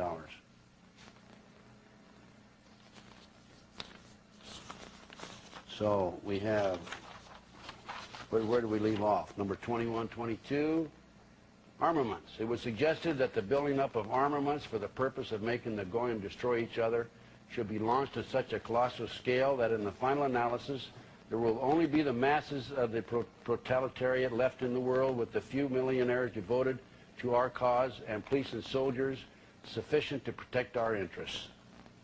Number 23, the new order. Members of the one world government would be appointed by the director. He would pick men from among the scientists, the economists, the financiers, the industrialists, and from the millionaires, because in substance everything will be settled by the question of figures. Number 24, importance of youth. The importance of capturing the interest of youth was emphasized with the admonition that our agenteurs should infiltrate into all classes and levels of society and government for the purpose of fooling, bemusing, and corrupting the younger members of society by teaching them theories and principles we know to be false. Well, certainly we see that today in our youth. Look at the, you know, when I was I remember when I was in grade school and junior high and high school, I never even heard of drugs. Now my granddaughter tells me in junior high that there's drugs all over the place. It's more serious and more serious every day. Number 25, national and international laws should be changed, but should be used as they are to destroy the civilization of the Goyim merely by twisting them into a contradiction of the interpretation which first masks the law and afterwards hides it altogether. Our ultimate aim is to substitute arbitration by law. The speaker then told his listeners, "You may think the Goyim will rise upon us with arms, but in the West we have against this possibility an organization of such appalling terror that the very stoutest hearts quail. The underground, the metropolitans, the subterranean corridors, these will be established in the capitals and cities of all the counties before that danger threatens." I have from a number of sources, these are confidential sources, that there are numerous underground facilities available to our adversaries throughout the United States.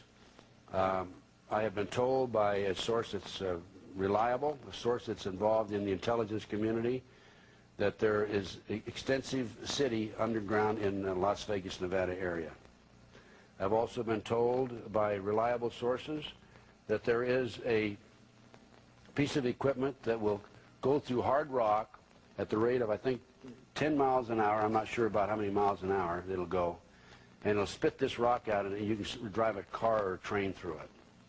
I don't think there's any question about the underground subterranean efforts of this country. Going back to NAT and GAFTA, this is sent to me by an attorney, and the position statement: the so-called free trade under NAFTA and GATT is neither free nor fair. Free trade is newspeak for the subversive policy that was designed to destroy the American economy. It was hatched up by Harry Dexter White versus Frank Coe and Harold Glasser, mainlined by Senator George W. Malone on page 76. The Senate Finance Committee heard testimony on GATT that 32 nations favored tariff goods on goods which they exported to the United States. Every one of these nations had recently increased its tariffs on American goods. Now, one of them imposed the tariffs for the only admissible business reason there is, namely, to equalize the wage standards of living between two countries engaged in trade. That's mainline page 77. If a $10,000 American automobile is sold on the American market, $4,000 of that price is made up of taxes paid to support the government in the United States where that market is made possible. A Japanese car makes no such contribution to the American infrastructure. President Nixon explained it clearly. If we buy steel rail from England, they have the money and we have the rail. If we buy steel rail from ourselves, we have both the money and the rail. Allowing products that do not pay American taxes or American wages to plunder American markets destroys American jobs.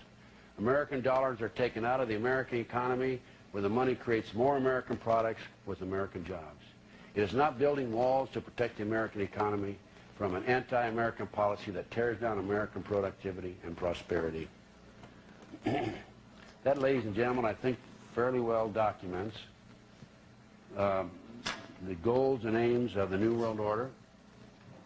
And then I would like to go on and describe some other activity that's taking place in this country. And by the way, before I forget, I need to tell you about a march, that's taking place right after the Republican convention out of San Diego. It's going to take place from, they're going to march from San Diego to Washington, D.C. It's being sponsored by an organization known as CALL, down at the bottom. See if this works down here. Here, CALL. And CALL is Citizens Against Legal Loopholes. You might be interested in contacting these people for a Liberty Weekend.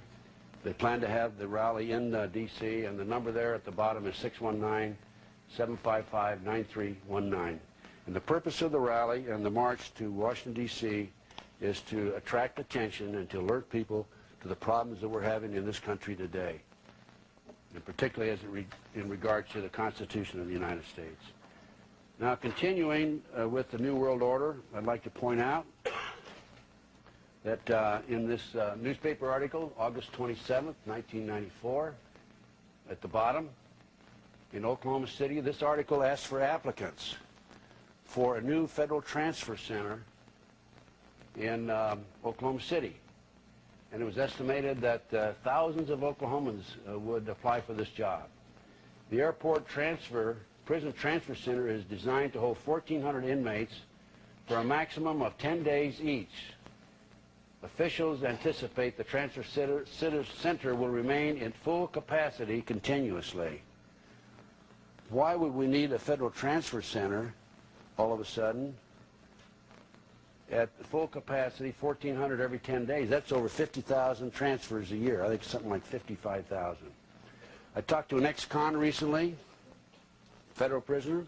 He was in the federal prison at one time, not anymore.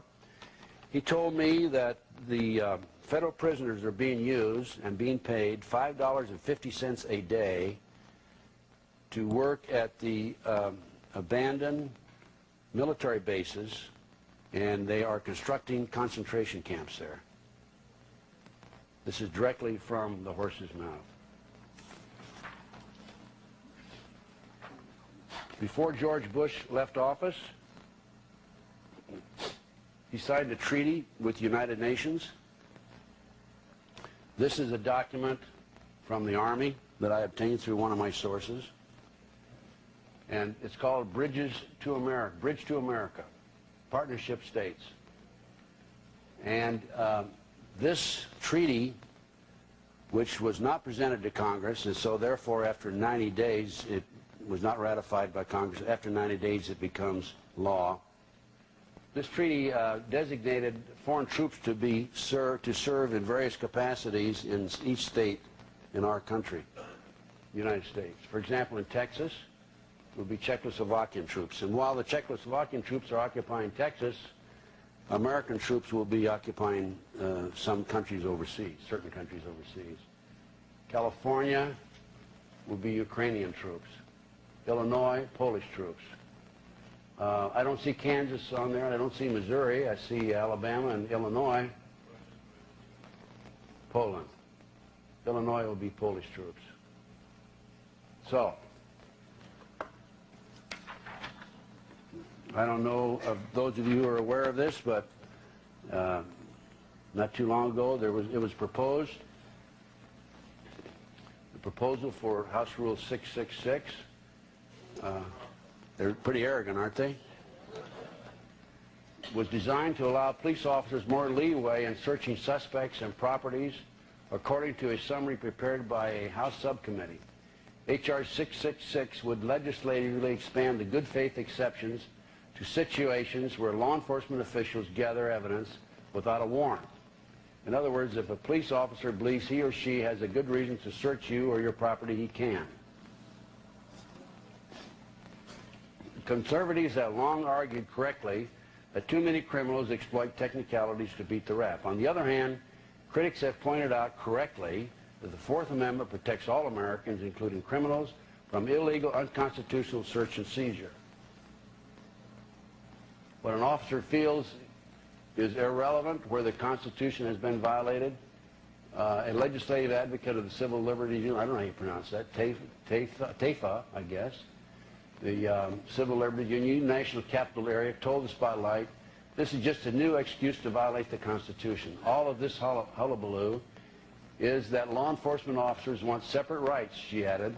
Who will police the police? Apparently, some congressmen wanted to know the exact same thing. For example, Democratic amendments to the bill excluded agents of the Internal Revenue Service and the Bureau of Alcohol, Tobacco, and Firearms from rule. Representative Jim Traficant, Democrat Ohio, introduced the IRS exclusion, and Representative Harold Volkmer, a Democrat Missouri, insisted the BATF abide by the Fourth Amendment. They are the biggest abusers of the rights of the gun owners and private citizens, Volkmer said. They're like a Rambo operation, and people here are realizing that. Representative Joseph Serrano, Democrat New York, introduced an amendment to have the Immigration Naturalization Service excluded. It was defeated 330 to 103. The real danger of House Rule 666 lies in the attitude of Republicans, where when Representative Melvin Watt, Democrat North Carolina, proposed replacing language in the bill with language very similar to the Fourth Amendment, the House voted 303 to 121 against his amendment. Representative Bill McCollum, Republican Florida, the bill's sponsor, said the language would gut the bill. Several Republicans agreed with him on the record. What the Democrats weren't telling anyone is the Democratic-controlled houses of the 101st and 102nd Congress passed bills aimed at doing the same thing, possibly penning citizens to unconstitutional warrantless searches, according to the subcommittee report. This bill, I understand, is not passed. It was proposed. I don't know how many of you are aware of a survey. This was, again, by Spotlight. By the way, I don't know if any of you take the Spotlight, but it's a very good alternative source, also Media Bypass. There's a publication, Contact, in Las Vegas that has some good information. And, but you... It did pass, okay. 666 did pass. The Spotlight has obtained a copy of the survey given to members of the U.S. Marine Corps asking, among other things, the willingness to serve in various capacities under the command of the United Nations. The most frightening of all, however, was a question asking if they had any reservations upon the citizens who refused to turn over their personal firearms as part of a gun confiscation program. The survey was given to Marines on May 10th at the 29 Palms Marine Corps base located on the southeast corner of the Mojave Desert, about 70 miles due south of San Bernardino, California, just east of Los Angeles. Among other things, the Marine facility is the site of the Corps' I can't read that, commanded by Brigadier General Sutton, an Expeditionary Air Force, which is used as a test and training center for the Marines of the 1st Unmanned Aerial Vehicle Combat Company, which utilizes unmanned aerial drones intended for long-range reconnaissance purposes. According to a young Marine who provided a copy of the survey to the Spotlight, it was given by a naval commander who claims he was working on his master's degree and was writing his thesis about giving up our military sovereignty to the United Nations Secretary General. Those taking the survey were limited to veterans of Operation Just Cause, the U.S. invasion of Panama, Operation Desert Storm, the war against Iraq, or Operation Restore Hope, the supposed humanitarian mission to feed starving Somalians. While the surveys were being passed out to the young Marines, one was able to obtain 2 copies from the pile of questionnaires. Under the heading Combat Arms Survey, the questionnaire stated that question is to gather data concerning the attitude of combat-trained personnel with regards to non-traditional missions. All of your responses are confidential. Write your answers directly in the questionnaire form. In Part 2, place an X in the space provided for your response. The series of situations posed to the servicemen is as follows. The U.S. runs a field training exercise. UN combat troops should be allowed to serve in U.S. combat units during these exercises under U.S. command and control. The United Nations runs a field training exercise. U.S. combat troops under U.S. command and control should serve in UN combat unit during these exercises. The UN runs a field training exercise. U.S. combat troops should serve under UN command and control during these exercises. U.S. combat troops should participate in UN missions under United Nations command and control. U.S. combat troops should be commanded by UN officers and non-commissioned officers at battalion and company levels while performing UN missions, and it goes on and on. I feel the President of the United States has the authority to pass his responsibilities as Commander-in-Chief to the Secretary General. I feel there is conflict, and it goes on. But to make a long story short, one of the questions, as you can see, was I would fire upon U.S. citizens who refuse to resist confiscation of firearms banned by the U.S. government. The results of the survey were not available right there, but the ultimate result was 75% of the Marines said that they would not fire on a fellow citizen.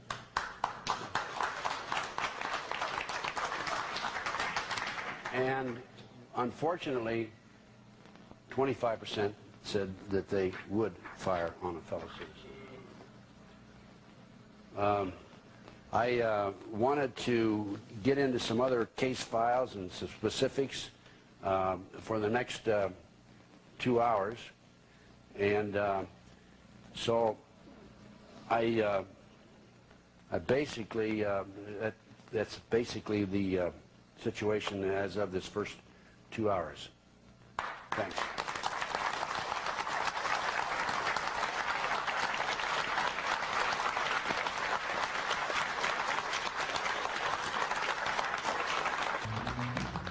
Thank you very much, and welcome back for the next 2 hours. I'm going to continue with further indications of intervention by evil sources, evil forces, to establish a one world order through the New World Order.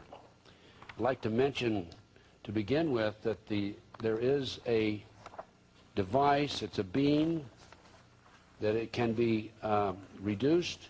You can peel the outer layer off of it, the castor bean, and you can breathe it, eat it, or put it on your skin, and it will induce a heart attack that's not traceable.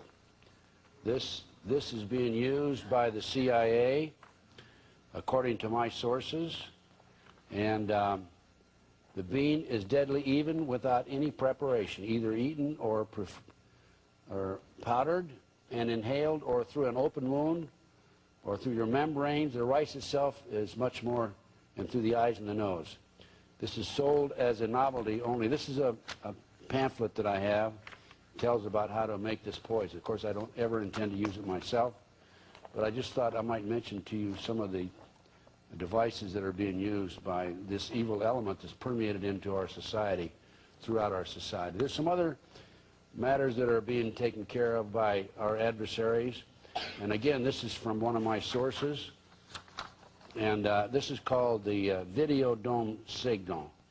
It's operating about 6 cycles away from the harmonic of the nation's power lines, and specifically phase modulated to the exact frequency of all U.S. TV networks.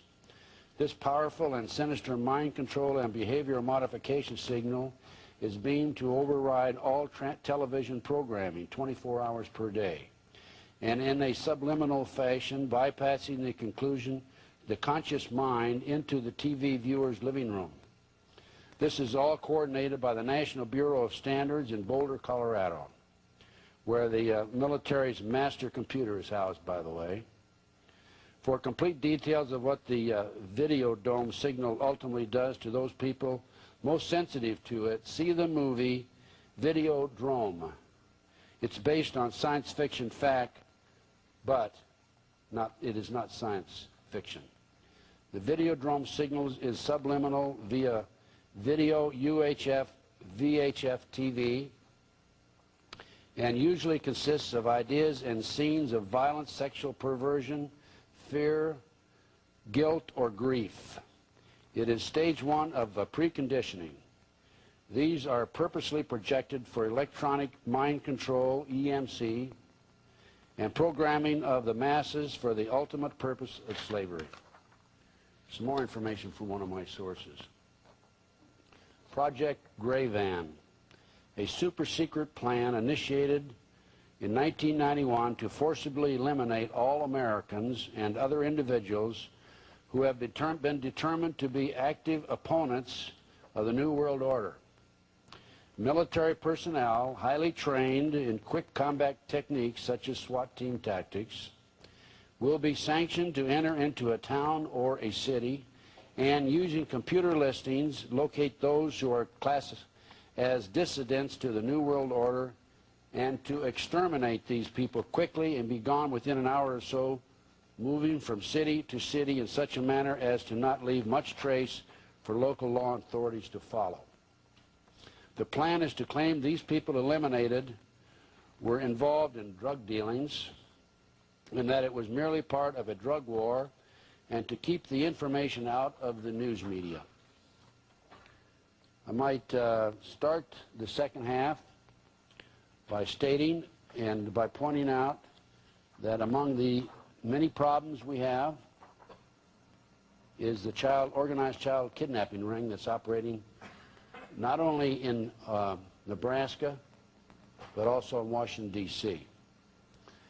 And I'll start with the Finders case. This is not an official document cover. This is something that one of my technicians put together. But the Finders case began on February 5th, 1987. And on that occasion, the Tallahassee Police Department received a phone call, and the phone call, the caller stated that there were two men, well-dressed men, and 6 young children who were in the park in Tallahassee. And this anonymous phone call, you see it there, 2 well-dressed men wearing suits. The police proceeded to the location. They found these 2 men there near a 1980 blue Dodge bearing Virginia license so-and-so, the inside of which was later described as foul-smelling, filled with maps, books, letters, with a mattress situated in the rear of the van which appeared as if it were used as a bed. The overall appearance of the van gave the impression that all 8 persons were living in it. The children were covered with insect bites, were very dirty. Most of the children were not wearing underwear, and all the children had not been bathed in many days. The men were arrested and charged with multiple counts of child abuse and lodged in the Leon County Jail. Once in custody, the men were somewhat evasive in their answers to the police regarding the children, and stated only that they both were the children's teachers and that all were en route to Mexico to establish a school for brilliant children. The children tentatively were identified as Mary Houlihan, white female, age 7, Max Livingston, and white male, age 6, and so on. The next child, age 4, the next child, age 3, the next child, age 2, and age 2, obviously related to Mary. The children initially indicated that they lived in tents in a commune in the Washington, D.C. area and were going to Mexico to go to a school for smart kids. The office contacted, this is the customs agent, by the way, this is the report of investigation, Department of the Treasury, this is an official report that was given to me. This office, the customs agent, who's a good guy, okay, contacted the office of the RACDC, that's District of Columbia, and spoke with Agent so-and-so Bob Harold. This agent requested telephone numbers and names of police persons in area departments that might be aware of said activities described by the children, and to follow up on the leads, which were the Virginia license number and a check of the men's names with local law enforcement.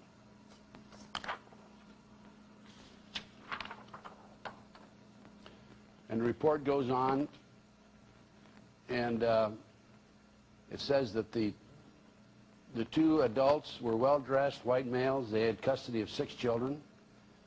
And it goes on and continues, describes the van. And the police, upon interviewing the children, the officers found that they could not adequately identify themselves or their custodians. Further, they stated that they were en route to Mexico to attend a school for smart kids.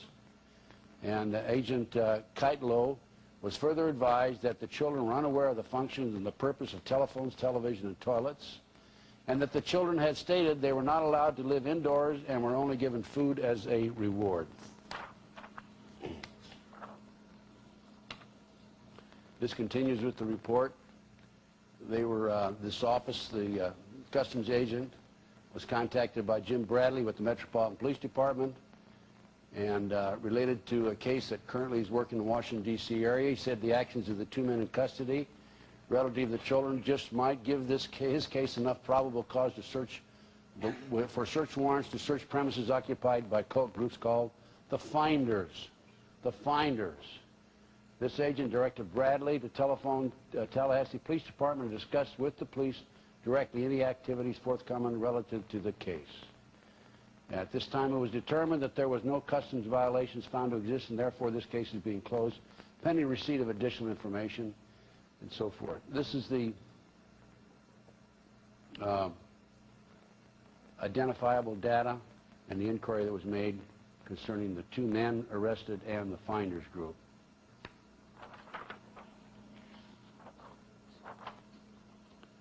The report goes on. After receiving the request from Tallahassee Police, requested I conduct computer checks on the Custom Child Pornography Unit database. The checks were to be conducted in the names, addresses, and vehicles provided.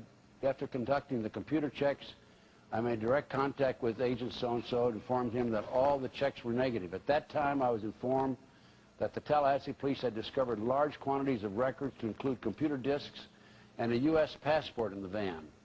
From some of these records, the police had obtained tentative identification of the 2 adults and partial identification of the children. Furthermore, the 2 Washington, D.C. addresses had been discovered through these documents, one of which was verified through the vehicle registration. I advised Agent so-and-so I was leaving headquarters and he would be receiving a response to the remainder of his request from Agent so-and-so. I then left the state as stated and proceeded to conduct further business in the district. A short time later, at approximately 11:30 a.m., Agent Harold contacted me by radio and advised me that a Detective Bradley, Metropolitan Police, Washington, D.C., was interested in the information provided by Keitlow, was in contact with Tallahassee, and would very probably be conducting search warrants in the area later in the day. He also informed me that U.S. Customs was invited to participate due to the continuing possibility of violations of law enforcement by the Customs Service. As I was already in Washington, I terminated my other business and proceeded to make contact with Detective Bradley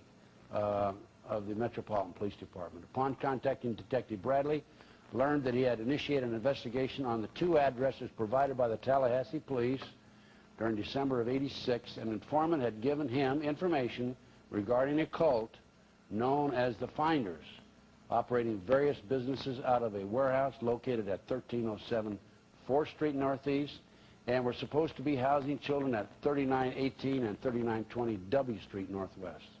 The information was specific in describing blood rituals and sex orgies involving children, and an as-yet unsolved murder in which the Finders may be involved.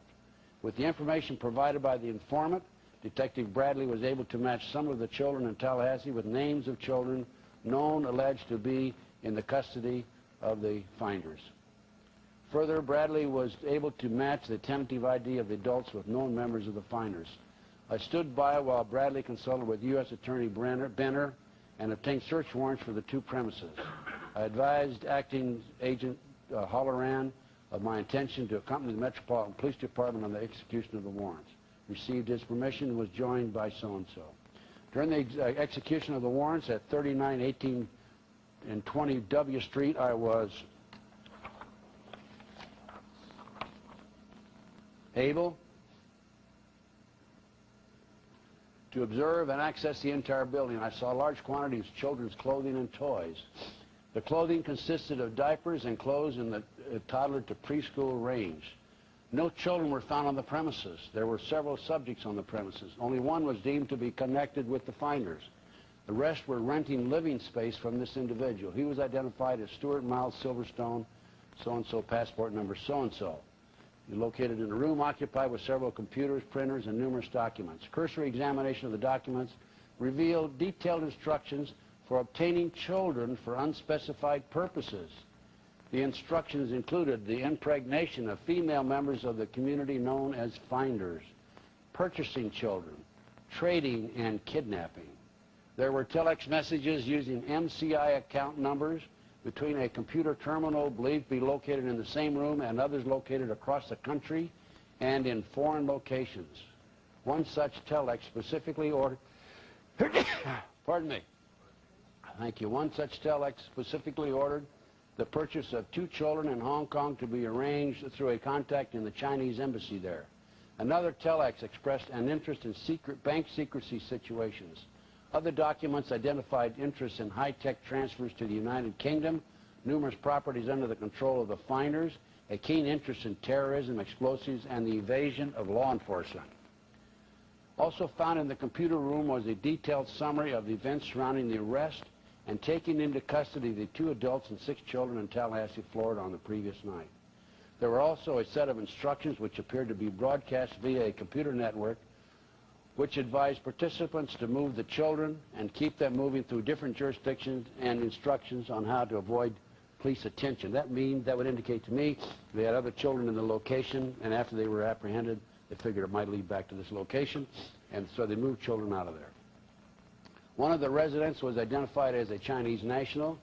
Due to the telex discovered referencing the Chinese embassy in Hong Kong, he was fully identified for future reference. And it goes on. He is in the U.S. as a graduate student. During the course of the evening, I contacted Sector 4 initiation to initiate a text check on Silverstone and initiate an archives check for him over the last 4 years. I was also contacted by Agent so-and-so to keep him advised of the proceedings and ask for and receive permission to contact so-and-so of the so-and-so. Let's see. I later contacted Sullivan for the above statement. I gave him background on the purpose of the request. I advised him that the information was not for dissemination headquarters. The region was being notified.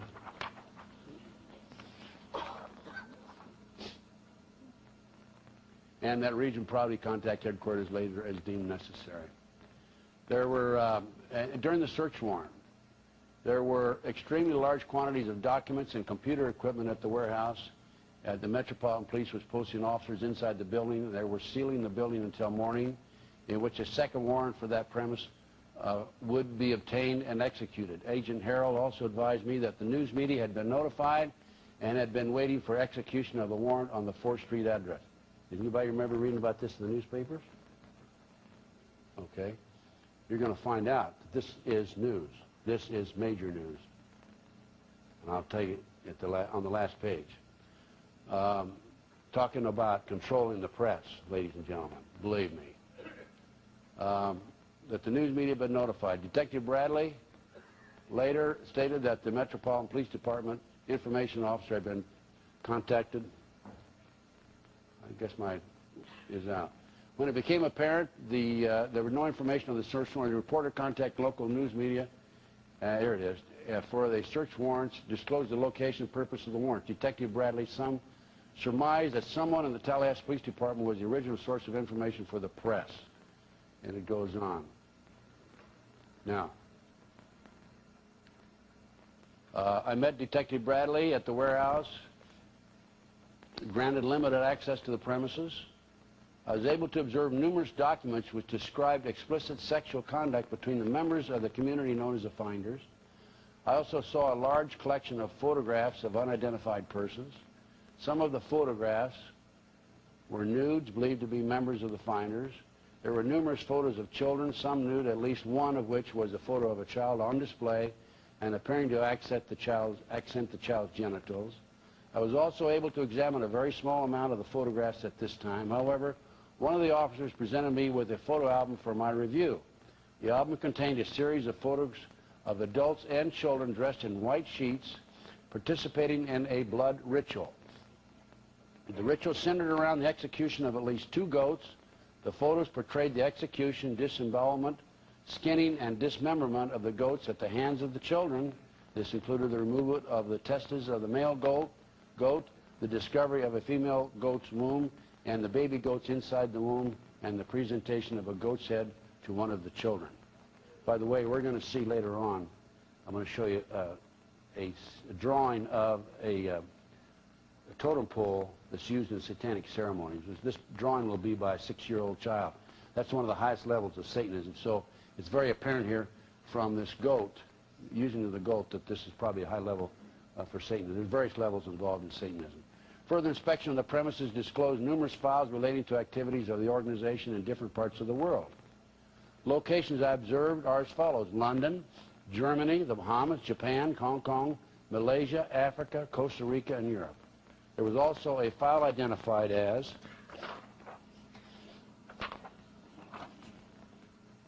Palestinian.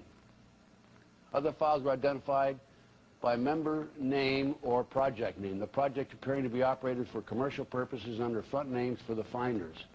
There was one file entitled Pentagon Break-In, and others which referred to members operating in foreign countries. Not observed by me, but related by the Metropolitan Police Department, were intelligence files on private families not related to the finders. That means they're gathering information on people not involved with the finders. I have been told by Satanists that if a pedophile or a practicing Satanist wants a blue-eyed, blonde-haired child, they can actually give an order out, and they will get 5 or 6 pictures of a blue-eyed, blonde-haired child, and they'll pick out the child they want, and then they go kidnap that child. The process undertaken appears to have been a systematic response to a local newspaper advertisement for babysitters, tutors, etc. A member of the finders would respond and gather as much information as possible about the habits, identity, occupation, etc. of the family. The use to which this information was to be put is still unknown. There was also a large amount of data collected on various child care organizations. We're going to talk about child care organizations later on. We're going to talk about the McMartin case, a famous case out of Manhattan Beach, California. The warehouse contained a large library, 2 kitchens, sauna, hot tub, and a video room. The video room seems to be set up as an indoctrination center. It also appeared that the organization had the capability to produce its own videos. There were what appeared to be training areas for children and what appeared to be an altar set up in a residential area of the warehouse. Many jars of urine and feces were located in the area. I should also mention that both premises were equipped with satellite dish antennas.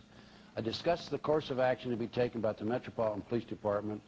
Detective Bradley stated he was only interested in making the child abuse cases. I was assured that all of the evidence would be available to the U.S. Customs for furtherance of any investigative criminal action pursued. Metropolitan Police personnel were to begin around-the-clock review and sorting of the evidence until completed. The Customs will have access after this is accomplished. This will include several U.S. passports discovered during the search. Upon leaving the 4th Street premises, I encountered a news media representative and was asked the reason behind U.S. Customs' involvement in the investigation. I advised the reporter that I could not discuss anything and referred her to RACDC. I left immediately thereafter. There is no further information available at this time. It should take 3 to 5 days for all the information to be sorted, reviewed, logged by the Metropolitan Police. I will maintain contact with Detective Bradley until the evidence is again accessible.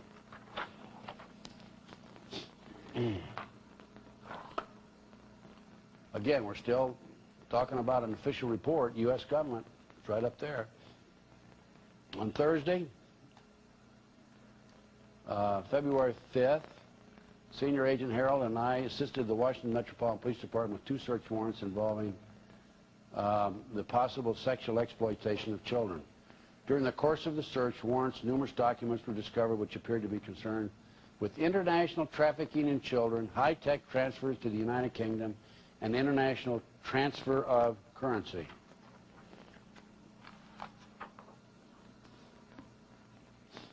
On March 31, 1987, I contacted James Bradley of the Washington Metropolitan Police Department. I was to meet with Bradley to review the documents seized pursuant to 2 search warrants executed in February '87. The meeting was to take place April 2nd or 3rd, 1987. Read this next 3 paragraphs close, 4 paragraphs. On April 2nd, 1987, I arrived at the Metropolitan Police Department at approximately 9 a.m. Detective Bradley was not available. I spoke with a third party who was willing to discuss the case with me on a strictly off-the-record basis. I was advised that all the passport data had been turned over to the State Department for their investigation. The State Department, in turn, advised the Metropolitan Police that all travel and use of the passports by the holders of the passports was within the law and no action would be taken. This included travel to Moscow, North Korea, and North Vietnam from the late 1950s to the mid-1970s. Weren't we at war during that period with these people? And I think travel was forbidden in those days, right? When you're at war with the country. This individual further advised me of circumstances which indicated that the investigation into the activity of the finders, watch this, look at this, had become a CIA internal matter. The Metropolitan Police report has been classified secret. It was not available for review. I was advised that the FBI had withdrawn from the investigation several weeks prior and that the FBI Foreign Counterintelligence Division, that's headquarters, by the way, had directed the Metropolitan Police Department not to advise FBI Washington Field Office, that's the field division in Washington, D.C., of anything that had transpired. No further information will be available. No further action will be taken. That tells you a little bit about the finders, I believe. And I have a confidential informant report that has obviously been misplaced, and we will find it here in just a minute. And again, this is information from a confidential source. The finders. A CIA front formed during the 1960s.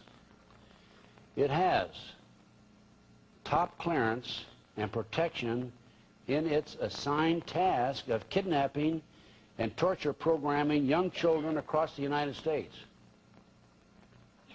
Its specially trained government kidnappers are known to be sexual degenerates who involve the children in satanic sex orgies and bloody rituals, as well as the murders of other children and the slaughter of animals.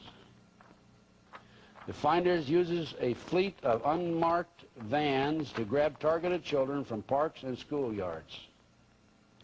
They then drug the children and transport them to a series of safe houses for special training. Marion David, I don't need to mention his last name, the leader of the Finders cult, he is an identified homosexual pedophile and a CIA officer whose son was an employee of the CIA proprietary firm Air America, which was notorious for its smuggling of drugs out of the Golden Triangle into Saigon during the Vietnam War, destined for the United States. Do I have a picture of this fellow? I don't have one with me, okay? Now, let me just mention one other thing. I've already talked about the Nebraska case, and I urge all of you to get a copy of the Franklin Cover-Up book by John DeCamp. It's out of print, but he did give me permission to make copies, photocopies of it, and make it available to you. During this investigation, which I mentioned in the first 2 hours, it was learned, and I was told personally by Paul Benassi and others, that in Nebraska, this evil element, these people were taking children out of private schools, and they were using them as decoys. They used Paul Benassi particularly as decoys. These are kids that are trained, by the way. And Paul himself personally told me how it was done. And when he was 10, 11, 12 years old, he now is 28, 29 years old. When he was 10, 11, 12 years old, he would go out with the adults and attract, and as a decoy, bring the children in shopping malls or parks over near the car, or cars, or the vans. And when they get close, the adults would grab the kids and make off with them. They'd use 2 vans or 2 automobiles because that way if there was a witness, they'd be confused as to what the license number was. Paul told me that these kids were then kept in safe houses, the same information that my informant has here. It's a separate informant, by the way. By the way, Paul is a born-again Christian, and that's why one of the reasons I'm sure he's been talking and furnishing information. He's not furnishing everything. He's been used some discretion, obviously, because there have been attempts on his life. But Paul told me that these kids would be kept in safe houses across the country, taken to Las Vegas or Toronto, Canada, in some instances, not every instance, and auctioned off at both of those locations. He told me he had attended 6 such auctions in Las Vegas, and as few as 6, as many as 36 children were there. A blue-eyed, blonde-haired child will sell for $50,000. So $50,000 times 36 is a pretty substantial amount of money. I personally became incensed, of course, as I'm sure you are, that this is going on in our country, and the law enforcement is doing virtually nothing about it. Worse than that, they're covering it up. And I wrote letters. I've got the letters in volume 3 of this file, this Corruption, Satanic Cult, Drug Network, and Missing Children. I wrote letters to the Honorable Don Stenberg, Attorney General of the State of Nebraska, with a copy to Ben Nelson, the governor. I wrote a letter to the FBI. I wrote a letter to the Attorney General of the United States. And I told them, you don't have to take my word for it. I mean, just come call me. And I will give you the names of my informants and my sources. You interview the children yourself, and you decide whether there's any credibility here. You decide if there's an investigation that's necessary. And I received 2 responses, and they're in this volume also. One response said, your sources are not credible, and of course they don't know who my sources are. And the other one said, there's no documentation. Steinberg wrote back and said, you don't have adequate documentation. I wrote him back immediately. I gave him the documentation. It's in this same report, by the way, and I have not heard from him since. As far as the FBI is concerned, I never received a response from them. I did receive a response from the Attorney General's office, a nebulous response. It's in there also. So, you know, the FBI and the Department of Justice, they can tell you how many bank robberies occurred last year. They can tell you how many aggravated assaults, how many statutory rapes, but they cannot tell you how many children disappear every year. Nobody knows for sure how many people disappear every year. They can actually tell you, the FBI can, in homicide cases, how many children, boys or girls, killed mother, how many boys or girls killed father, how many husbands killed wives, and so forth. But they can't tell us how many children disappear every year. This is a national disgrace, absolutely national disgrace. And I contend, right here and now, that this is by design. They don't want to know. They don't want the American people to know how many children disappear every year. Actually, there are, according to the Reader's Digest, there are 100,000 children disappear every year. But the number of children who are missing is really not known for sure. The number of total missing individuals in this country is estimated up to close to 2 million. But most of those people do return. But this situation with the missing children, the children that are being auctioned off, Paul told me the story about he flew on a plane from Omaha to Los Angeles with some of these people. And there was a young boy on there. The young boy cried the whole way out to Los Angeles, young child. Paul never saw him come back to Nebraska, doesn't know what happened to him. Paul has told me about snuff films that he was involved in, where he went into a cage where they hold the Bilderberger, not the Bilderberger, but the Bohemian Grove meetings in Northern California. And he's talked about satanic ceremonies in front of the owl at the Bohemian Grove.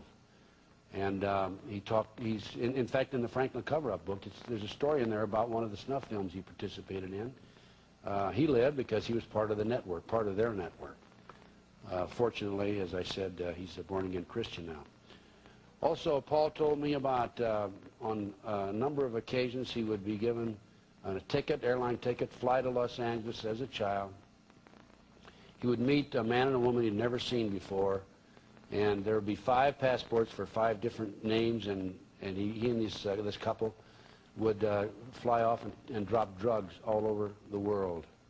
He also talked about a customs agent that was dirty in the LAX area, Los Angeles area. So the story goes on and on and on. By the way, Paul, under the direction of John DeCamp, filed lawsuits against all the people that were involved that have been identified. This included former past publisher of the Omaha World-Herald, Harold Anderson, Bob Wadman, former chief of police, Eugene Mahoney, and others. And John DeCamp told me, all we need is the videotapes. That's the smoking gun in this case. And back when the case initially broke, the police raided the home of one of the participants, found 90 videotapes. The tapes were kept in the custody of the Omaha Police Department for a considerable period of time. When John DeCamp put pressure on the police department to come forth with the tapes, they were taken out of there and secretly taken into the court system. They were taken into the state court. The state court said it was a federal matter. It was a jurisdiction of the federal government. The state court then referred it to the federal government. The federal government eventually said, I think they may have referred it back. I'm not sure whether in the end either the state or the federal government had custody of it. But the long and the short of it is that initially these participants, these people that were involved in this ring, said there were no tapes. And then when they found out there were tapes, they said, well, there's nothing on the tapes that would be incriminating. Yet the tapes had never been made public. And then when they found out that they were going into the court system with the tapes, they appealed to the court that they not be made public, to be kept in the custody of the court because they would destroy the reputation of reputable individuals. So as I say, that's the Nebraska case. It ties into the Finders case out of Washington, D.C. There's more than adequate documentation. There's documentation on the Franklin cover-up book that's available, as I mentioned to you earlier. And there's additional information that would be available, and it is available as we go along. Now, you see there, if you will notice, that is iced tea from last night. That's where I spilled it in my lecture. Okay, let's go and let's talk about we're going to talk some more later on. Let's talk about the Oklahoma City bombing. Okay? Now, let me tell you something, folks. Before George Bush left office, the anti-terrorism bill was written. One of the authors, who was a Department of Justice attorney at the time and is now a practicing attorney in Washington, D.C., made the statement publicly that before this bill will be passed, people will have to be killed. Okay. Now, along comes not the Oklahoma City bombing, but the World Trade Center bombing. And this is an article in the New York Times. It also appeared, the similar information appeared in the Los Angeles Times, October 28, 1993. And this article talks about Ahmad A. Salem, who is an informer for the FBI. Mr. Salem, a 43-year-old former Egyptian army officer, was used by the government to penetrate a circle of Muslim extremists now charged in 2 bombing cases, the World Trade Center attack and a foiled ploy to destroy the United Nations, the Hudson River tunnels, and other New York City landmarks. He was a crucial witness in the second bombing case, but his work for the government was erratic, and for months before the Trade Center blast, he was feuding with the FBI. After the bombing, he resumed his undercover work in an undated transcript of a conversation from that period. Mr. Salem recounts a talk he had earlier with agents about an unnamed FBI supervisor who he said came and messed it up. He requested to meet me in the hotel, Mr. Salem says of the supervisor. He requested to make me to testify, and he didn't push for that. We'll be building the bomb with a phony powder and grabbing the people who will be involved in it. But since you, and that continues over on page, he didn't do that. Well, it looks like I left out part of the page. The transcript quotes Mr. Salem as saying that he wanted to complain to FBI and headquarters in Washington, D.C. about the Bureau's failure to stop the bombing, but was dissuaded by an agent identified as John Antisev, I guess. He said he didn't think that the New York people would like this thing. To make a long story short, ladies and gentlemen, over here, another point in the transcript, Mr. Salem recounts a conversation he said he had with Mr. Antisev, saying, guys, now you saw this bomb went off, and you both know that we could avoid that. At another point, Mr. Salem says, you get paid, you get guys, to prevent problems like this from happening. To make a long story short, this man was an FBI handler, FBI informant. His FBI handler, in a conversation with him, he recorded his conversation with the FBI handler. This documents that the FBI knew in advance they were going to bomb the World Trade Center bombing. Did not prevent it from happening. 6 people killed, $500,000 in damage, over 1,000 people injured. If I was a congressman or senator in Washington, D.C., and I knew that the FBI could have prevented a bombing, any bombing, I would be stomping up and down on my desk, and I would ask for an immediate investigation. I personally handled a bombing conspiracy in Los Angeles when I was the senior special agent in charge there. We had the Weather Underground that planned to bomb a state senator's office. We planted our informants in the group. Our informants were actually FBI undercover agents. And we went right up to the morning of the bombing before we arrested them and tried them for conspiracy. But that brings me now up to the present time, or I should say a year ago, last April the 19th. I'm in my living room, relaxing. I'm watching the television, and the bombing occurred. And I watched the TV news, and they were saying it was an ammonia nitrate bomb. And then I received a fax, and according to this fax was from the University of Oklahoma Geology Department, and it was a survey, University of Oklahoma. According to this fax, the seismogram, there were 2 detonations, one there and one there. That, by the way, I talked to Dr. Brown at the University of Oklahoma. That was a train went by just before this, so that doesn't count right there. But they said that very clearly there was an explosion or detonation or groundswell, 9:02 and 3 seconds, and again 10 seconds later, 9:02 and 13 seconds. And I'll give you a larger view of that.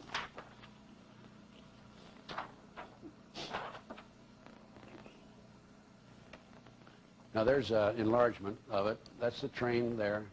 Here's the first one. That's the second one. I called a friend of mine.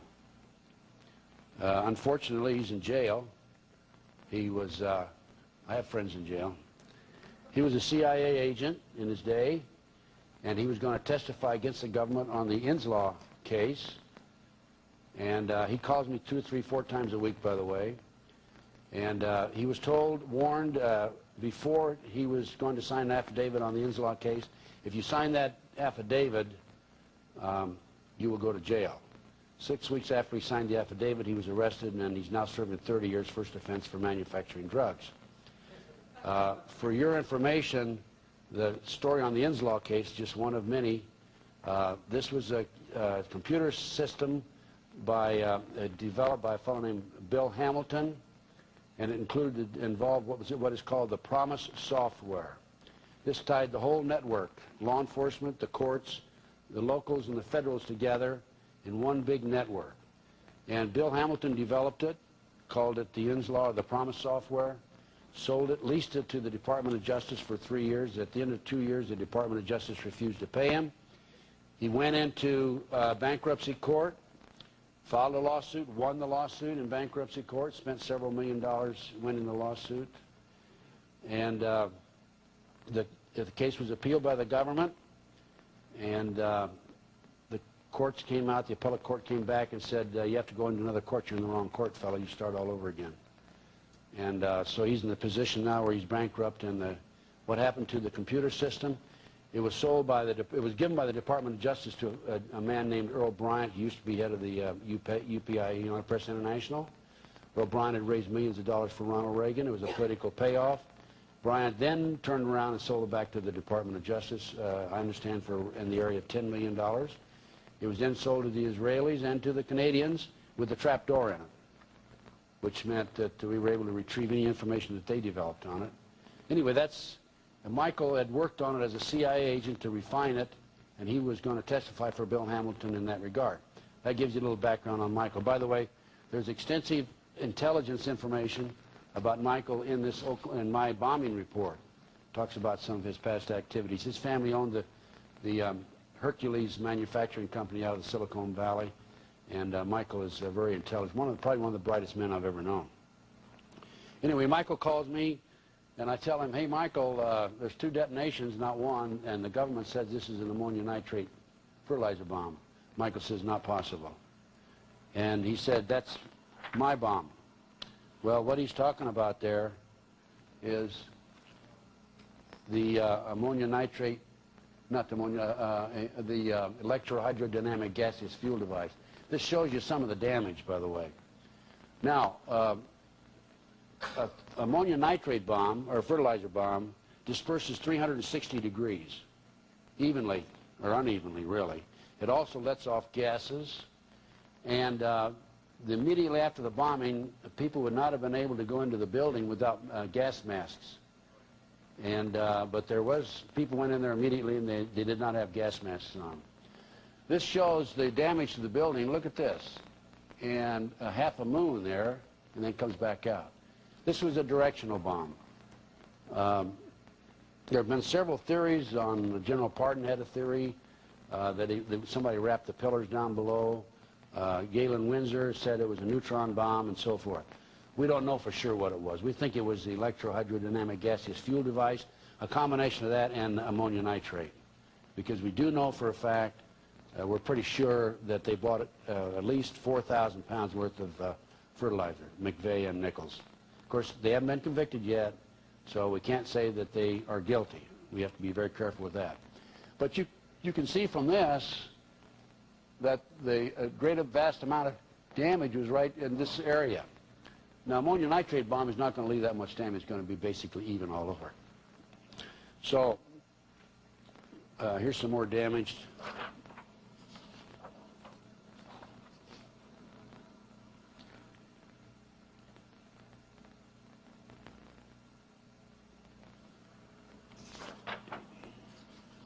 So this is the version of our bomb.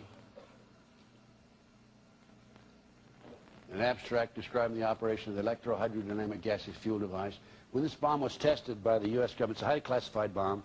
General Pardon, by the way, a very competent, wonderful man, capable man, he doesn't think that this bomb exists. But this bomb was developed after he left the service in the early 80s, 82. When it was tested, 2 technicians died. It was so powerful they had no idea it was as powerful as it was. And this is a technical explanation of it. This explanation is in the bombing report, the Oklahoma City bombing report. Now, the way our bomb works, this barometric bomb works, is there are releases of 2 fuels, 2 gases, chemicals. The number 1 is a white chemical, the number 2 is a dark chemical. I talked to survivors on the 7th and 8th floor, and I said, describe time-wise what you heard. And both of them, and they didn't know each other, they weren't in each other's presence when they told me this, both of them said, we heard boom, boom, with the second boom louder than the first. Boom, boom. This bomb of ours, this barometric bomb, the first boom releases white chemical cloud, and it blows out the windows and goes into the building. And then the second release releases a dark chemical cloud, and when they meet and get together, and when they marry, so to speak, the blast is unbelievable.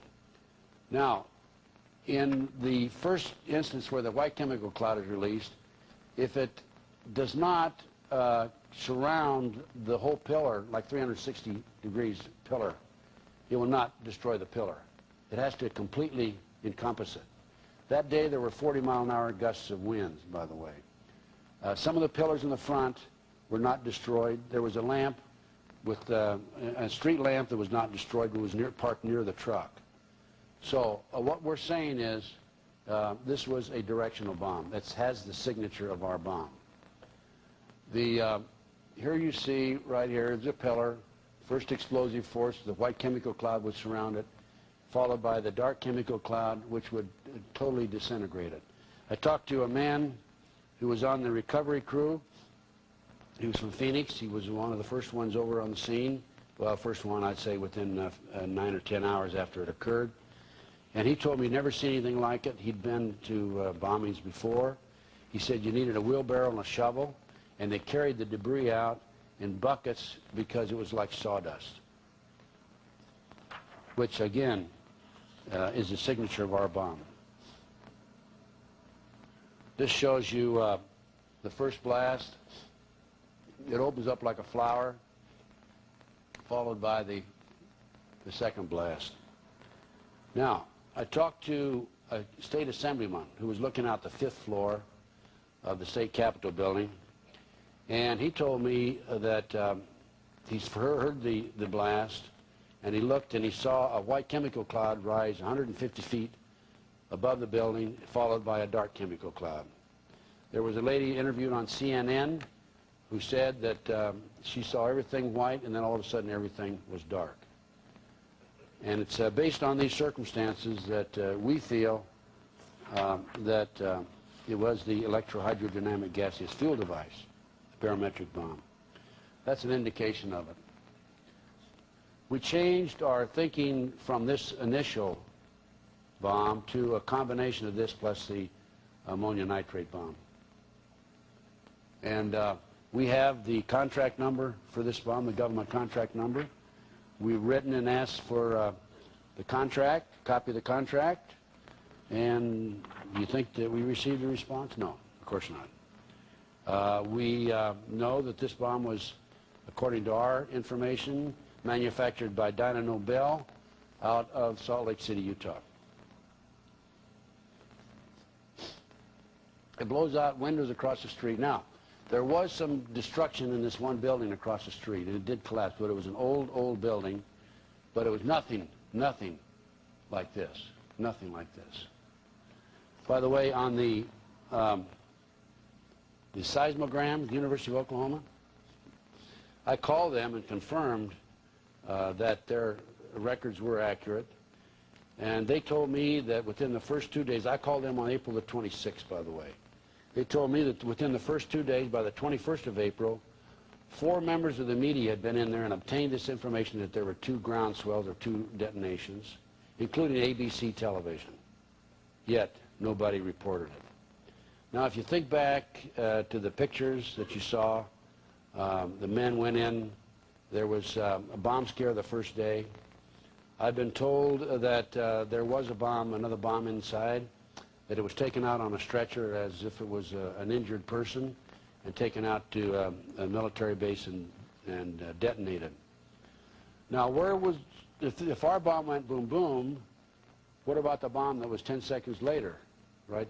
9:03 and 9:02 and 3 seconds, and then 9:02 and 13 seconds, right? Well, what we think was our bomb was the initial blast, boom, boom, and by the way, it was milliseconds apart, so fast that it wouldn't show up as 2 blasts on the seismogram. Our bomb, we feel, was the first ground swell, combination of both of them, boom, boom. And then the one 10 seconds later, we think, was possibly an illegally stored bomb by the federal ATF. That morning at 7:30, the Oklahoma City Police Department bomb squad was parked across the street from the federal building. After the bomb exploded, a lady who worked in the building but was not there that day was standing next to an ATF agent and asked him, knew he was an ATF agent, asked him, where were you when the bomb exploded? And he said, well, we had a bomb scare. We were told we did not have to come to work today. There were no ATF agents killed. There were some DEA agents killed, and there were some Secret Service agents killed. In fact, there was a Secret Service agent who had just been reassigned from the White House to Oklahoma City who was killed in the blast. The ATF claims that their people were out working on an all-night surveillance. And also, by the way, one of the ATF agents claimed that he was on the 8th floor and dropped to the 5th floor in the elevator. And the elevator experts have come in, and we have documentation that that elevator has safety devices in it to prevent it from dropping from floor to floor and out of control like that. So it's very obvious that this man was not telling the truth. The FBI housed in the other facilities away from the federal building. The morning of the 18th now, this is the day before, 2 of my employees had to go to the Veterans Administration Hospital in Las Vegas. They came back, and after the Veterans Administration Hospital, they went to the Selective Service building, and they had some business there. They came back afterwards, and both of them said, you know, something's going to happen. Something's wrong, because I've never seen armed guards at the Veterans Hospital, and I've never seen armed guards at the Social Security office. And sure enough, the next day, it did happen, as we know. So what did happen? Well, based on everything that we've been able to piece together, and I feel that we're really right on. And I might also mention that the Washington, D.C. editor of the London Telegraph has come out publicly and backs my theory on the bomb, our theory on the bomb, the barometric bomb. And I might also mention that an investigator at the scene who has fed us information confidentially has told us it was a dual charge, which is the boom boom, has also told us that McVeigh was supposed to have been vaporized with the blast. He didn't go up with the blast, as we know. So what happened? Well, McVeigh was in Special Forces. The government says that he did not meet their standards, and he was washed out of Special Forces. Notice I said the government says.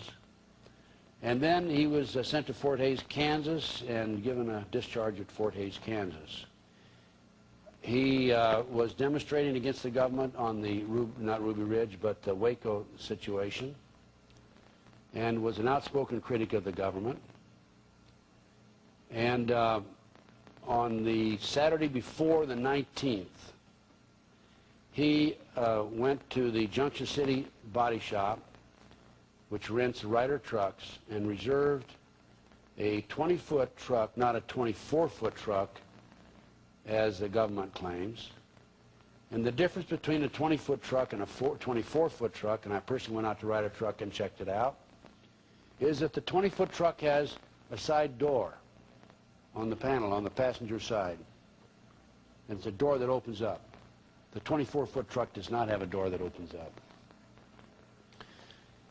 John Doe 2 was identified with McVeigh that day by 3 witnesses. That was on Saturday. Monday, they picked up the automobile, the van. Tuesday, the van was seen at a lake outside Junction City, Kansas, parked all day, on and off by various witnesses, with next to a pickup truck that appeared to be a truck similar to Larry Nichols, who's also been charged with the bombing. McVeigh was also identified, and also John Doe 2, at the Dreamland Motel in Junction City, Kansas. And it's been reported that McVeigh and John Doe 2 have been identified together in Kingman, Arizona. That's information that came from a confidential source.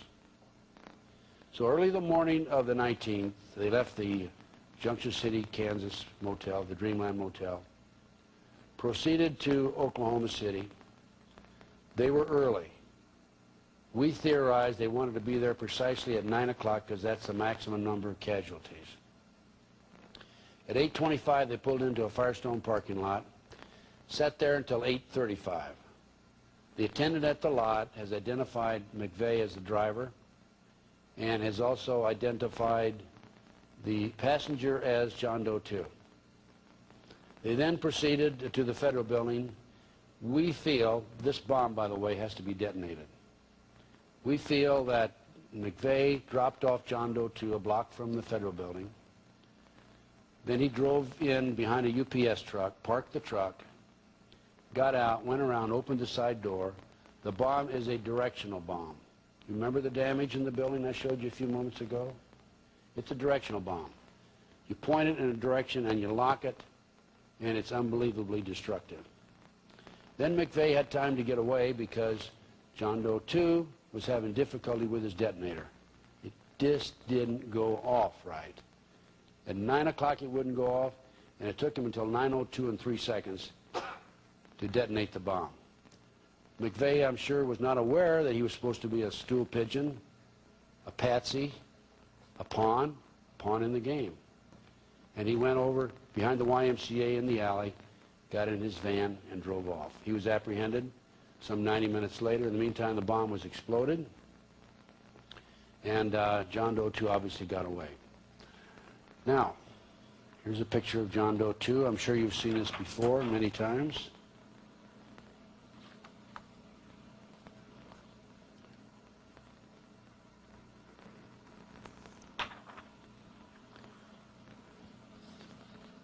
And let's talk about John Doe 2.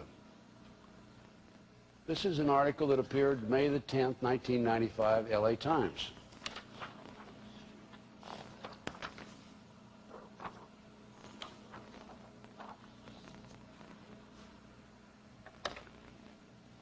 If there wasn't such a serious problem, you know, this would be very laughable. But let's read this article, parts of it, not the whole article. They're talking about John Doe 2. Meantime, the government says John Doe 2 doesn't exist, right? First they said he existed, and they said, oh, that was a GI that was in there a day or two after McVeigh was there. And people became confused. He doesn't exist. Folks, just forget about John Doe 2. He's not there. Why is the government saying this? The government is saying this because this bomb is too sophisticated. McVeigh did not have the capability or the knowledge or the experience to put a bomb of this sophistication together. It takes a circuit board to detonate it with the detonator. Now, if the government, if it comes out and it's made public that McVeigh put this bomb together, that means he had to have a lot of special training, and it doesn't back him up. His training does not back him up. So therefore, what we're talking about is people beyond McVeigh and beyond Nichols who are involved in this bombing. Let's talk about John Doe 2. Read this. Let's read this together. Investigators, meantime, began to fear that they were given a false lead in the description of the long-sought suspect known as John Doe No. 2, who was said to have accompanied McVeigh to the Junction City, Kansas Ryder truck rental franchise on April 17th to rent the vehicle allegedly used in the bombing. Some are even advancing the theory that John Doe 2 was Nichols, who bears little resemblance to the FBI's composite drawing of the suspect, or possibly even Nichols' son, who appears to be as tall as 5'7" and weigh as much as 170 pounds. That's Joshua Nichols, by the way, and I've interviewed him. He doesn't even look like John Doe 2, by the way. One source close to the case said that if John Doe 2 turns out to be Joshua Nichols, the likelihood that is that he had an innocuous role, but that he could be helpful as a witness in the case.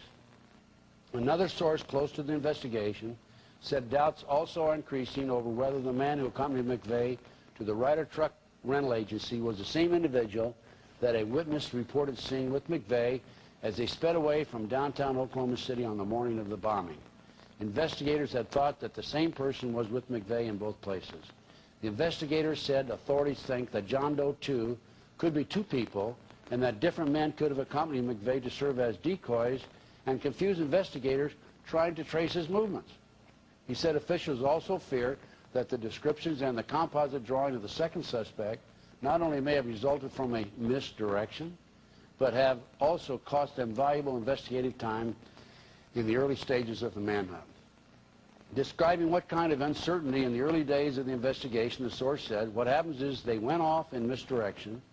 They were looking for a real muscular guy who was tan, and that was false. So here they were chasing down this false lead, several false leads. It's got to be a very small conspiracy, he added, because with a big conspiracy, you can't keep this under wraps. They're right there. They're not going to keep it under wraps either. Under the assumption, he said, investigators have a theory that James Nichols was the brains behind how the bombing scheme would work. Terry Nichols was the expert in building the explosive, and McVeigh was the man who would carry out the plot. McVeigh was not smart enough to build this, the source said. He's a soldier. He's the guy who takes it, parks it, lights it, blows it up. but obviously there's going to be somebody with him to transfer him out of there, to take him out of there. That accomplice, the alleged John Doe 2, could also be someone still unknown to federal investigators. It could be a real loner or a drifter, the source says. I mean, isn't that ridiculous? If you followed the newspaper articles from the beginning to the end and you followed TV, you notice that the government officials who were making the releases made a number of contradictory statements. One statement, 5 statements down the line from the first statement, would contradict that. And I asked a friend of mine, I said, why in the world, how could an intelligent man keep making these same mistakes? And his answer, well, that's cocaine thinking. I mean, think about it, you know. I can't say that the people who planned this bombing were on cocaine, but I certainly, if you've had anything to do, any dealings with drugs, you know that they don't think clear, they don't think straight. But so what happened is John Doe 2, he got away. He does exist, there's no question about it. There's a TV station, NBC affiliate in Oklahoma City, claims to have identified him. He's supposed to be a repatriated Iraqi soldier, and he's filed a lawsuit against the station in Oklahoma City, claiming he isn't John Doe 2. There's been extensive investigation conducted by numerous individuals. As I said, the editor of the London Telegraph supports me and supports us on our theory on the bomb itself. The government on NBC Dateline, obviously the government released and worked with NBC Dateline on a report that they put together. I don't know if you saw it or not. But they pointed out that the case was solved through 18 months of telephone calls that were made on a Liberty Lobby calling card. I saw the article in the paper, the release of the information about the Liberty Lobby calling card. In the first instance, the government came out and said McVeigh is not talking. Next, the Anti-Defamation League came out and said that they were able to trace McVeigh because he bought a Liberty Lobby calling card, and they traced those calls. Now, the truth is, and they also said that he had a Liberty Lobby calling card in his possession at the time he was arrested by the Oklahoma Highway Patrol. When he was arrested by the Oklahoma Highway Patrol, according to a source of mine in the Oklahoma Highway Patrol, he did not have a Liberty Lobby calling card on him. He purchased a Liberty Lobby calling card using a fictitious name. He purchased, he registered at the hotel, the Dreamland Hotel, under another fictitious name. He memorized the Liberty Lobby calling card telephone number. I happen to know this from James Nichols, Larry Nichols' brother. And the only way somebody could have known about the Liberty Lobby calling card would be if they were traveling with him and moving in his circles.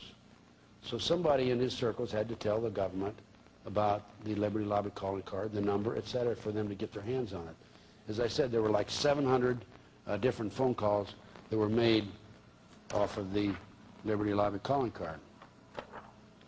Okay, so why is this evil element in our society, in our government, whatever? By the way, let me just make it very clear. There's a lot of good people working in the government. I'm not going to say the whole government's rotten. There's a lot of good ones in there. I know some. Unfortunately, they've been strategically, this evil element strategically placed in key positions, and no question about it, in my opinion, this is what's happened. And if you don't believe me, as I said earlier in the first 2 hours, check out this book, The Elite, Who's Who in the Elite. It tells you who some of these people are. But here's what my theory is, and I think I'm right. I know I'm right. I'm confident I'm right. The anti-terrorism legislation was written before George Bush left office. They needed an incident in order to have it passed. They had the Oklahoma City, the World Trade Center bombing. There weren't enough people killed, apparently. It wasn't passed. And then we had the Oklahoma City bombing. I have contended all along, and I was on CNN last Sunday, by the way, that this was an incident that was created in order to hasten the passage of the anti-terrorism legislation that would further take away our constitutional rights and our civil liberties. I don't think there's any question about it. We've seen the signs. Also, as you recall, right after the bombing, President Clinton came out and said, oh, the militia did this, right? And he blamed the talk show hosts because they were putting out the word. They were getting the word to the public. And then the militia started organizing. There was a survey, I understand, and there were The results came out. There were 10 million people that were sympathetic to the militia. And then what did Bill Clinton do? He came out and he said, oops, wait a minute, the militia didn't do this after all. I can imagine he was thinking, how am I going to control 10 million people? I would guess. I don't know. This was some of the proposed, oh, excuse me, this is not the Terrorism Act. To further back up what I'm telling you, that there is a government cover-up, this is an article that appeared again in the Spotlight, October 30, 1995. McVeigh's lawyer claims bombing cover-up. The jury has revealed the indictments were fatal flaw. This is Hoppy Heidelberg. One member of the federal grand jury handed down the indictment, has spoken out against the grand jury proceedings. The juror has revealed the indictments were fatally flawed and federal prosecutors withheld vital information from the grand jurors impaneled to hear testimony. As a result, Stephen Jones, Richard Burr, lawyers representing McVeigh, have filed a motion seeking dismissal of the indictments. Grand jury is particularly upset that prosecutors stifled the panel from asking questions about the bombing investigation, and particularly about the so-called John Doe No. 2, who has never been located and whom federal investigators now contend never existed. The government made a deliberate attempt to cause the grand jury to focus only upon an indictment on Nichols and McVeigh, and purposely did not bring to the grand jury evidence which would establish the role of others or a larger conspiracy, Jones said in his motion to dismiss the indictment against McVeigh. The grand juror has stated prosecutors did not seem interested in pursuing leads concerning John Doe No. 2 and did not want members of the panel asking questions about him. The grand juror further stated he is satisfied that the government knows the identity of the mysterious man linked to the case since a few days after the actual bombing. And the article goes on. And basically what he's saying is that John Doe 2 does exist and that the government is covering up. Now, as a representative, as an investigator working with John DeCamp, John DeCamp was, again, in the scene. This man gets around, believe me. He is Hoppy Heidelberg's attorney. And John asked me to go interview Hoppy Heidelberg. And so I do have attorney-client privilege. I cannot discuss what he told me, but I can say that he gave me this information plus much more. So I do have a considerable amount of information that cannot be publicly released at this time. This is some of the legislation that was proposed right after the bombing, and some of it's passed, some of it hasn't. Establish a domestic counterterrorism center headed by the FBI. Increased authority to search phone logs, hotels, motels. Federal Crime International Terrorism Committee committed within the United States punishable by death. Expand federal wiretaps and surveillance power. They're all over the place now. I don't know why they want to expand them. They have a bill's been passed that gives them indiscriminate authority to tap whole neighborhoods at a time. They don't have to have probable cause. Forbids fundraising by organizations the president designates as terrorists. Understand that the new terrorist bill that finally did pass, I do not have a copy of it as yet, but that there's a problem with raising money. If you criticize the government, there's certain situations where you can be arrested for criticizing the government. I'm sorry, I apologize for not having the details here right today. Continuing permits evidence from secret sources to be used in deportation proceedings. Now,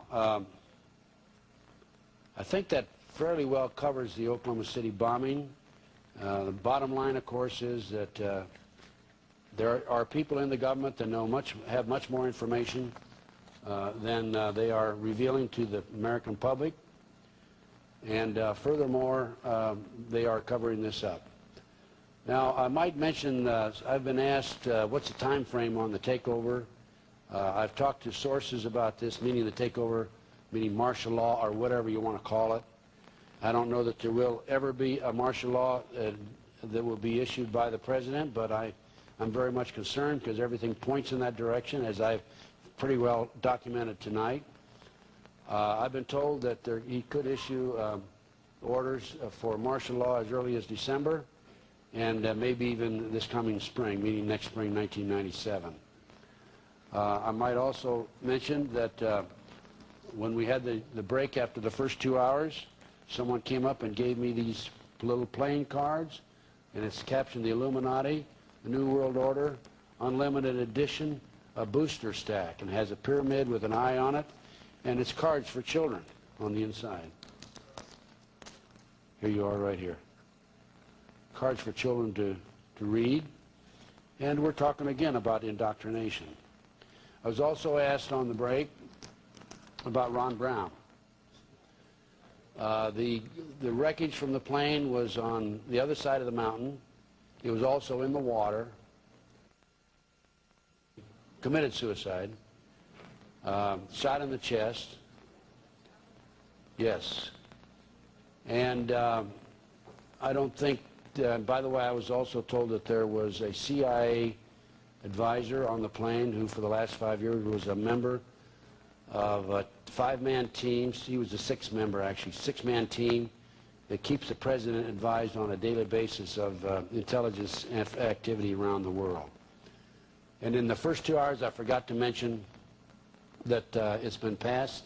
The line item veto has been passed by the Congress and by the president. Now can do line item veto and veto any information out of the bill at the end of 5 days without any checks or balances. Then it becomes a law.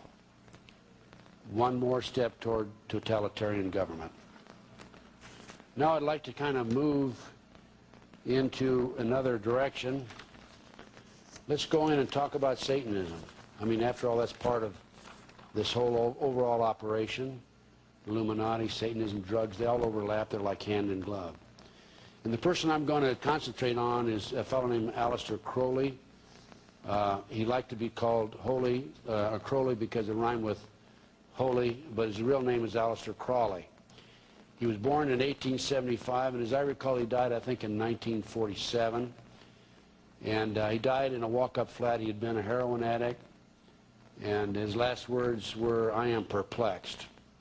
He was raised a Christian at Cambridge University.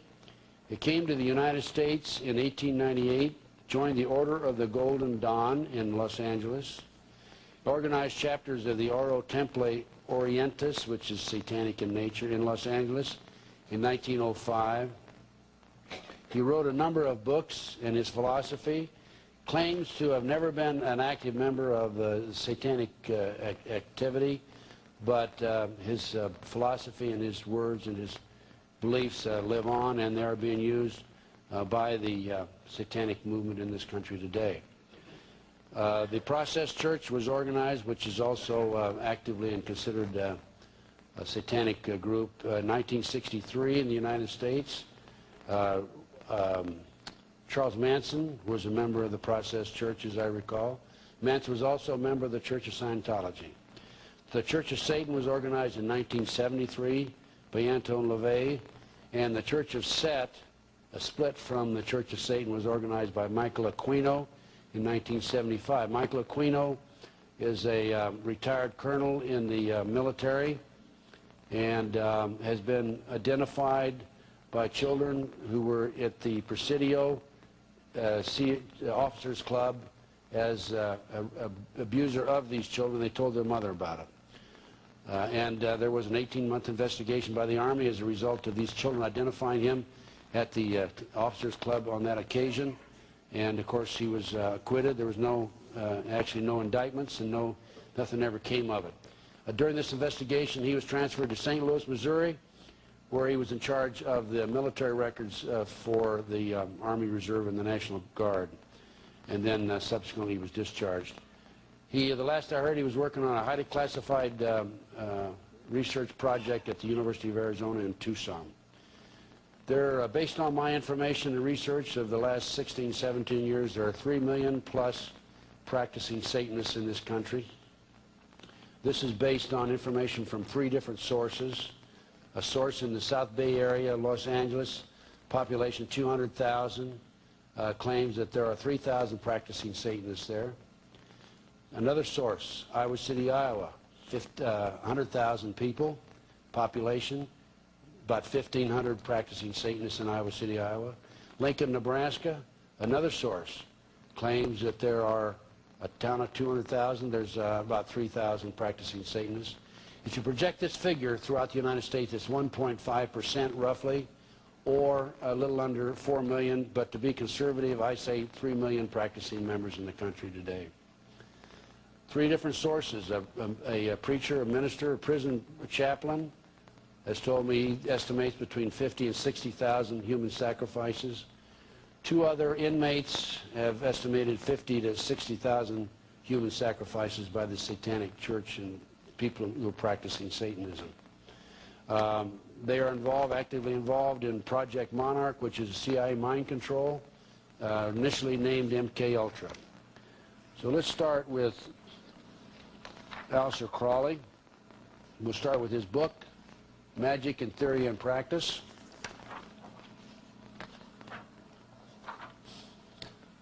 This is page 92, and it starts out, "Of the bloody sacrifice."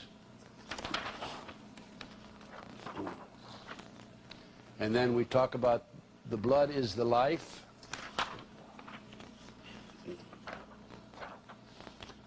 And then here's what he says on page 94. "It would be unwise to condemn as irrational the practice of those savages who tear the heart and liver from an adversary and devour them while yet warm. In any case, it was a theory of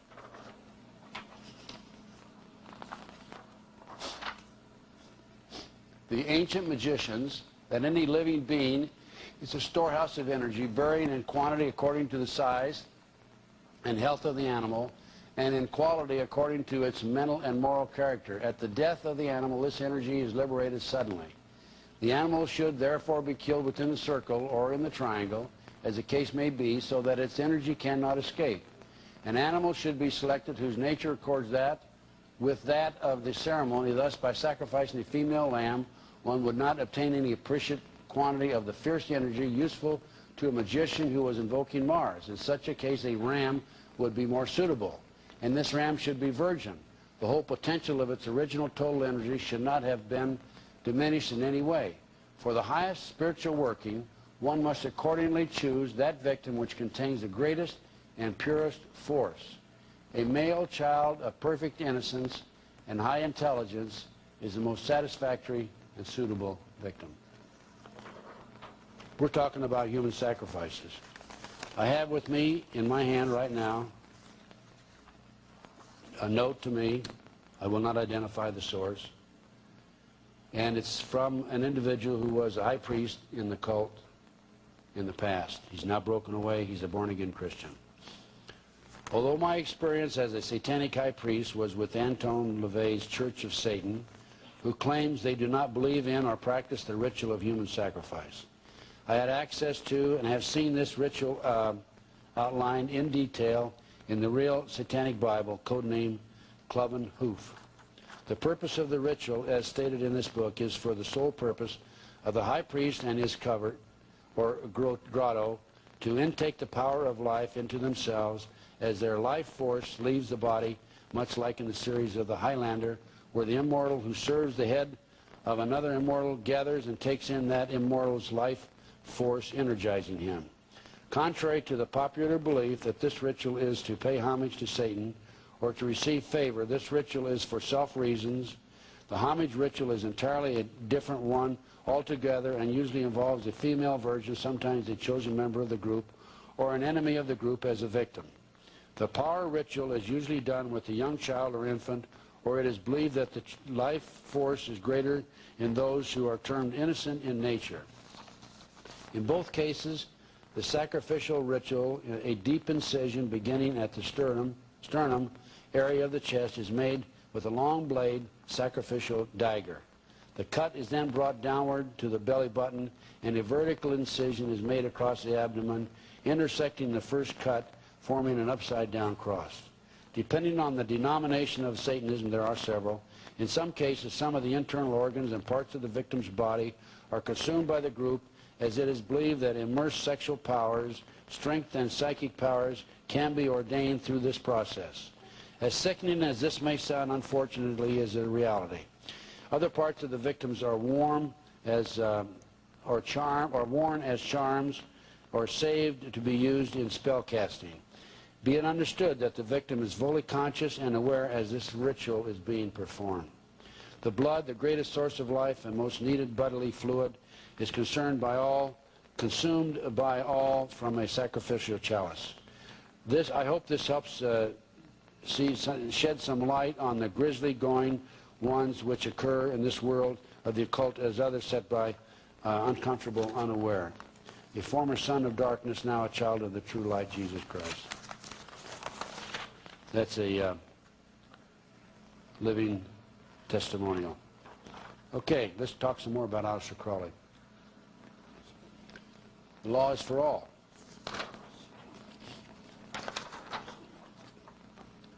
Now we're talking about sexual abuse here. Moreover, the Beast 666 advises that all children shall be accustomed from infancy to witness every type of sexual act, as also the process of birth, lest falsehood fog and mystery stupefy their minds, whose error might thwart and misdirect the growth of their subconscious system of self-symbolism.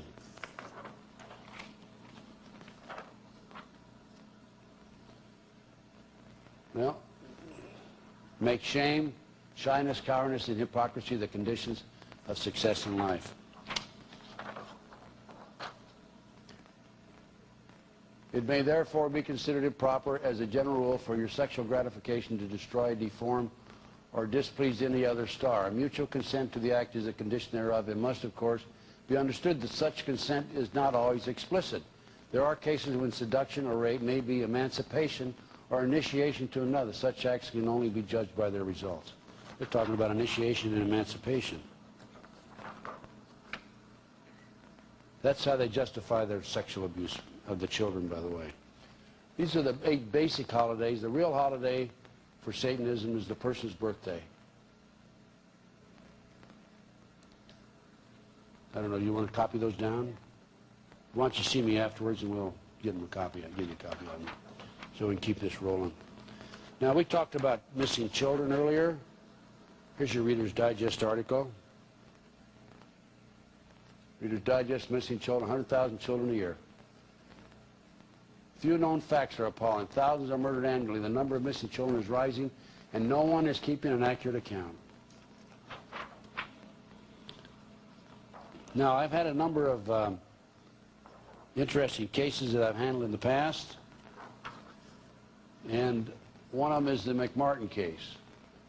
The McMartin case was a ritual abuse allegations by children at the McMartin Preschool, Manhattan Beach, California.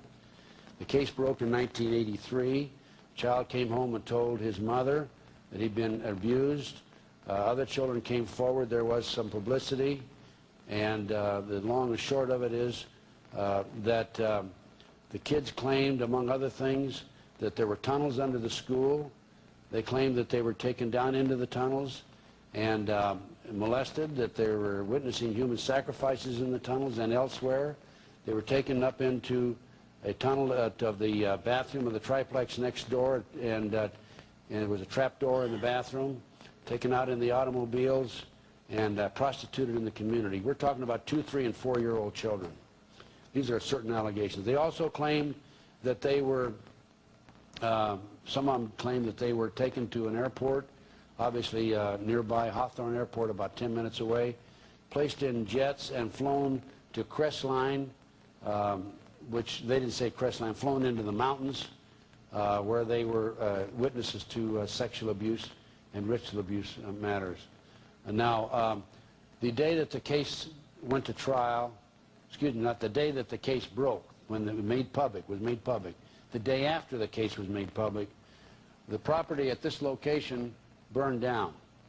This is an abandoned satanic site in Crestline, California. I called the prosecutor, and I told the prosecutor I may have located the site where the children claimed they were taken, and if you like, I'll be glad to take you there, and then the children can identify it. The prosecutor told me she was not interested. But this is a circle right here. There was some writing in the circle. I didn't photograph that.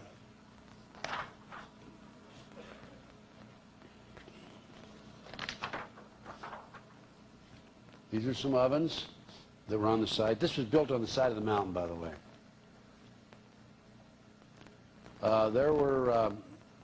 There were some steel clamps that were in on one of these this brick wall, and it appeared that shackles had been attached to them at one time. This is an underground dungeon. I went down here myself. There was a door up above. It wasn't a door. There was concrete above that, and then you had to go into a small opening. It was about 8 by 10. There's satanic writing on the wall, as you can see. And a frightening situation if you knew you were going to be sacrificed, certainly. This is some satanic symbols. Notice the similarity. Can you see that? Oh, it should be the other way around.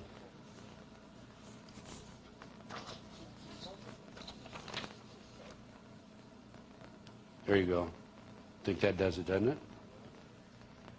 Okay. That shows you the outline. Now I'm going to read this upside down. Is that all right? No, I'm not going to do that. Okay, this is Belial, I think you pronounce it that way, a mighty king created next after Lucifer, appears in the form of a beautiful angel seated in a chariot of fire and speaking with a pleasant voice. He fell first amongst the superior angels who went before Michael and other heavenly angels. He distributes preferences for senatorships, causes favors of friends and foes, and gives excellent familiars. He must have offerings and sacrifices made to him. And we have another one here.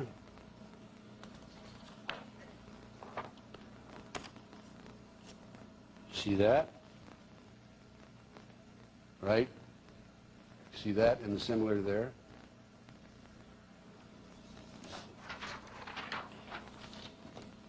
And this is Asmodee, a strong and powerful king, appears with 3 heads, the first like a bull, the second like a man, and the third like a ram. He has a serpent's tail, the webbed feet of goose, and he vomits fire. He rides an infernal dragon, carries lance and pennon, and is the chief of the power of Ammon. He must be invoked bareheaded, or otherwise he will deceive.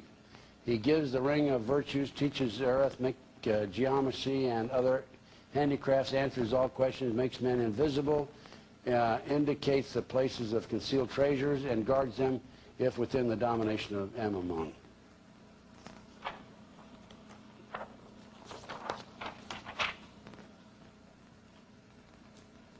Star, 5-pointed star. This is a rock, a large rock that had been broken.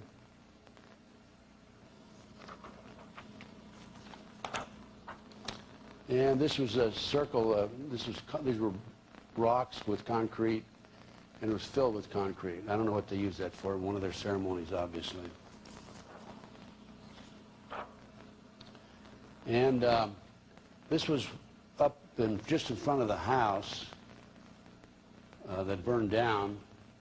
And you would have. This looks out over the valley. This is built right on the side of the mountain. This is all fill, by the way.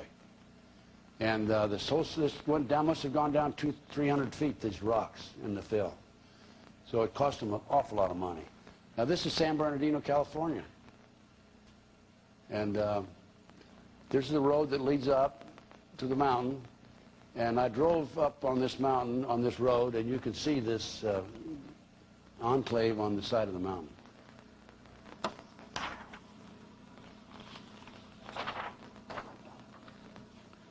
That's looking from where the back of the, if I step back out, I'd gone down the mountain, right? That's looking in the other direction. There's my associate Judy, and the house was up in there. Now there's a street in front of the house. You cannot see down over the hill from the street, so it's very safe apparently for them. Well, how clever! Didn't we have a house, HR 666, right? Now this next case, which I'm going to describe to you and give you details on, is the Lou Bear case. I'll tell you what, before I give you the Lou Bear case, I'll talk a little more. I mentioned the McMartin case. Let me talk some more about that. In 1983, the case broke, as I mentioned. This McMartin School was built in 1966. The children claimed, as I said, that there were tunnels under the school. They were taken into the tunnels.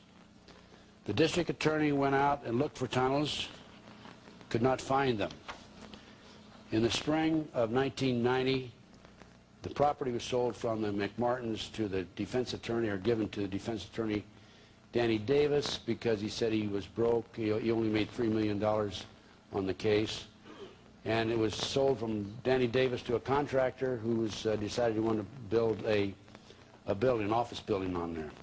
When we learned, some of the parents and I learned that a contractor had access to the property, we felt we could get access to it.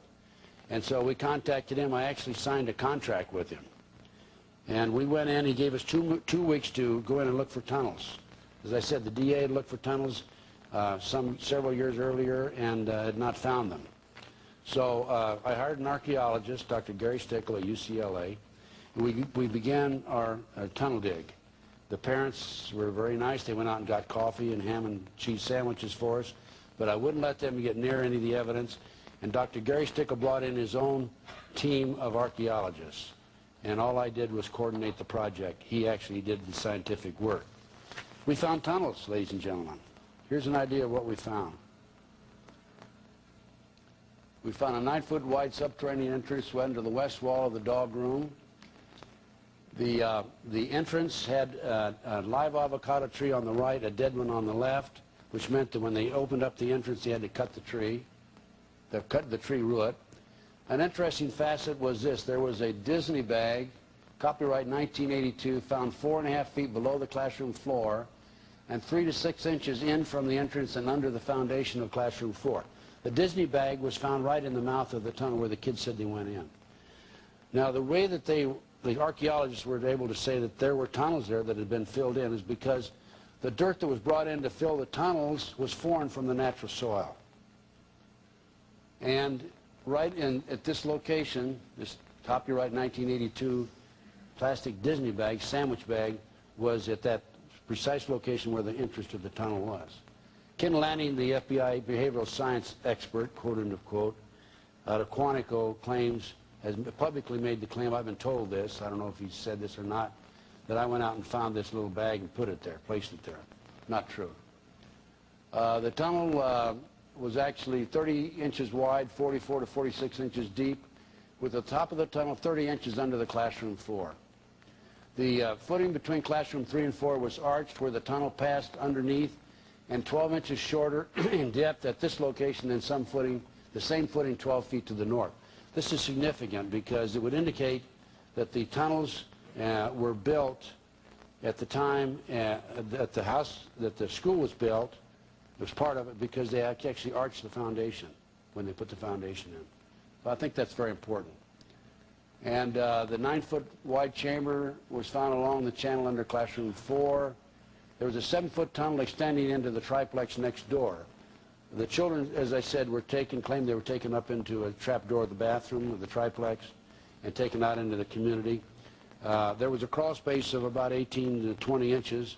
We got one of our thinner and skinnier members to go in there with the camera, and the bathtub actually protruded below the surface of the floor, and you could see where the floor had been sawed out.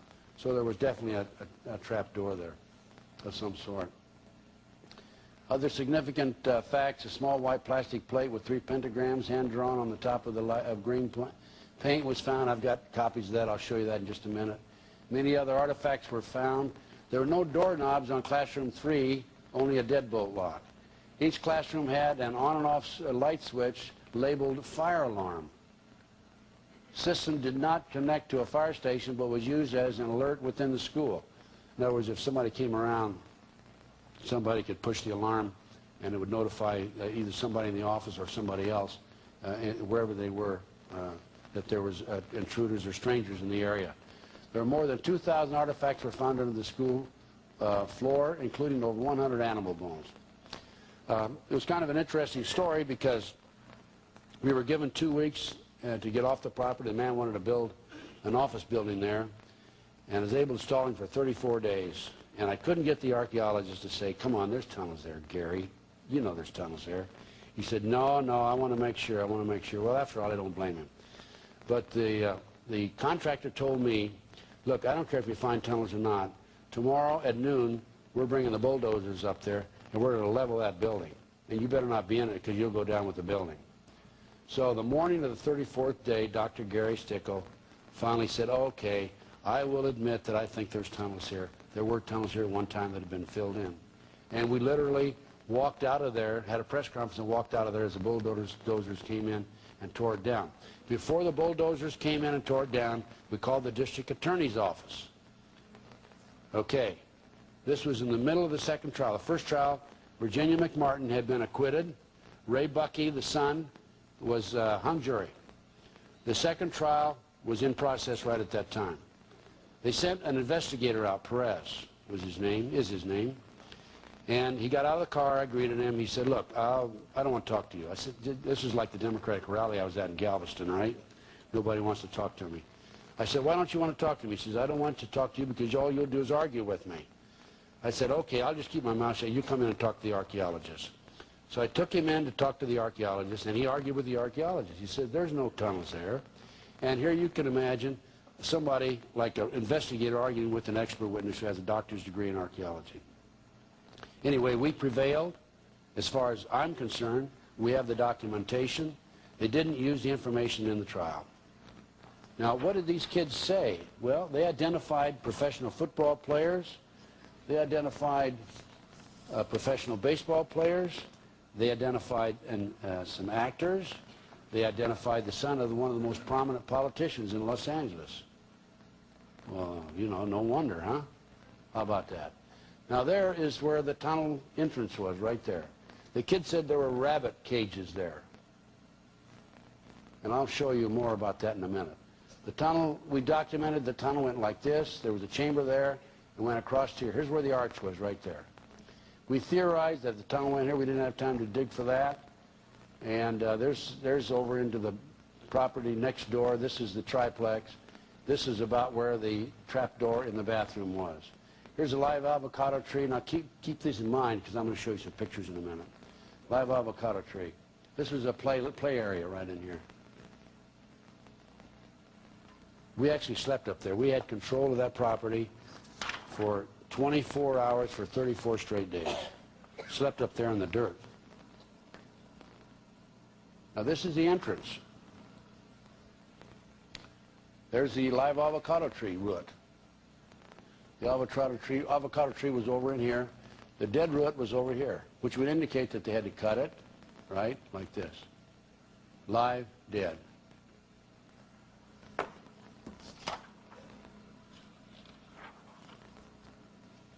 That's the child's plate that we found in the sandbox.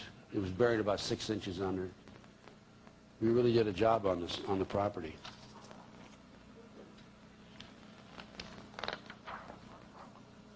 There's the, there's the arch.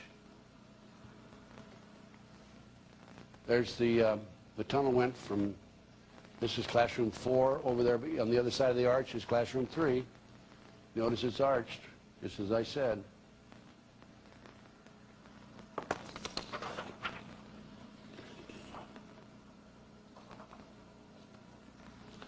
There's yours truly looking up from down below. We actually brought in concrete cutters to cut that floor up. And we did a job on it. I graduated at the University of Nebraska, so I wore my Nebraska baseball hat for good luck. You see it there. For all you KU fans, K-State fans, Missouri fans. This town's full of them. I might just show you, I have a number of symbols here. This is the horned hand, sign of recognition between those who are in the occult. May also innocently be used by those who identify with heavy metal music.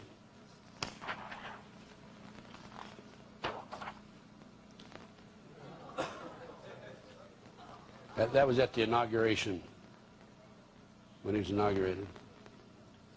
He was, I've seen the video of it. He was waving like this to the crowd at the last minute. He went down and went like this for a second. Okay, that tells you a little bit about cults and satanic cults and preschools. By the way, Dr. Roland Summit, psychiatrist at UCLA, has told me that he's also involved in these issues, that he has intelligence information and otherwise that there are more than 50 preschools around the country where they claim that there's been sexual ritual abuse, and tunnels are located under the schools, more than 50 of them. The McMartin family traveled all over the world because they were experts in putting preschools together, organizing them, showing them how to build the schools and so forth. There were more than 5,500 children went through this McMartin school from the time it was built in 1966 until 1983, when this incident was alleged to have taken place. The cults use these 2-, 3-, and 4-year-old children for several purposes. Number one, they use them for pornographic films. There's a lot of money, $10 billion a year, pornographic business in this country. They use them in their initiation. They consider them initiated into the cult, even though their parents don't know about it. And they use them as part of their ceremonies. In other words, they need children in certain ceremonies. Now, I've been told, well, now don't tell me the kids, if they witnessed a human sacrifice or the sacrifice of a baby, that they wouldn't go home and tell their parents about it. But I'll tell you what a little girl in the McMartin case told me. And she told her mother, and her mother told me. She told her mother that she witnessed these sacrifices, and that on one occasion, after her mother dropped her off in the morning and before the mother picked her up at night, she was taken to her bedroom, back to her home. They went into the house. They sexually molested her in the home, in the bedroom. They left a little token there. They took her little baby kitten, took the kitten into the school, and had a ceremony and sacrificed the kitten in front of her. Then they told the little girl, they said, if you talk to your mother or your father, we're going to do this to your mother and your father and your little brother. Now, don't tell me that a kid's going to talk under those conditions. They're petrified. They also talked about men coming in and sexually molesting them dressed in police uniforms, dressed as Santa Claus, and so forth. So now I'd like to discuss the Lou Bear case with you. This is a case out of Philadelphia. I've worked a number of these cases, by the way, and I can't begin to give them all to you because I think we'd be here all night. But this is a case where the father was divorced from the mother, and the children would come visit him, and he noticed signs of satanic ritual abuse with the kids, just from their actions and their talking and some of the things that they were doing. And there are certain signs, by the way, but we don't need to present them here. Again, we don't have time. So he went to the courts and tried to get relief from the courts, tried to get the kids taken away from the mother. And he did not receive any satisfaction there. So Lou Bear grabbed his kids one day when they were visiting with him and disappeared, went into the underground down in Atlanta, Georgia. Well, the FBI, in my day, we were involved in kidnapping, extortion, bank robberies, skyjackings, as I said earlier. Well, now they're involved in domestic cases. And they go out and look for these children, and they go out and look for these parents. And they came down and arrested Lou Bear, and they took the children away from him. The last time I talked to Lou, he had not seen his children in 4 years. But in an attempt to have his children come see him for visitation, he went back into court with these allegations. And the evidence he had some medical evidence, but also the 5-, 6-year-old child had drawn some pictures that were unsolicited by him or by anybody else. And so as an expert, so-called expert on Satanism, I was asked to examine these pictures and give my opinion on it. I flew to Philadelphia, examined the pictures, and concluded that I felt the children had been exposed to some sort of or degree of satanic activity. And these are the pictures. Now, when I was this age, I was drawing airplanes and cars, and my little female friends were drawing flowers and other things of that nature. And in this particular instance, this is a picture that he drew of a man on an altar. Notice the blood and so forth. By the way, children who have been sexually abused will oftentimes draw the genitals, whereas if they've never been abused and they draw a nude body, they never draw the genitals. Now, this is, again, a picture unsolicited.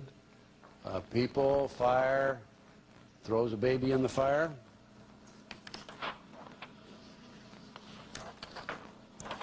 This is apparently an altar. Bone, liver, blood, kitty. Matt Bear is the kid's name, drawn August 24th, '89.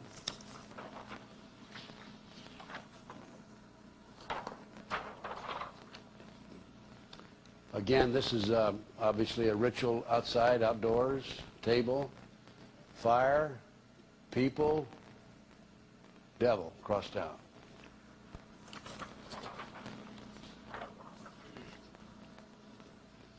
Again, the ritual, knife.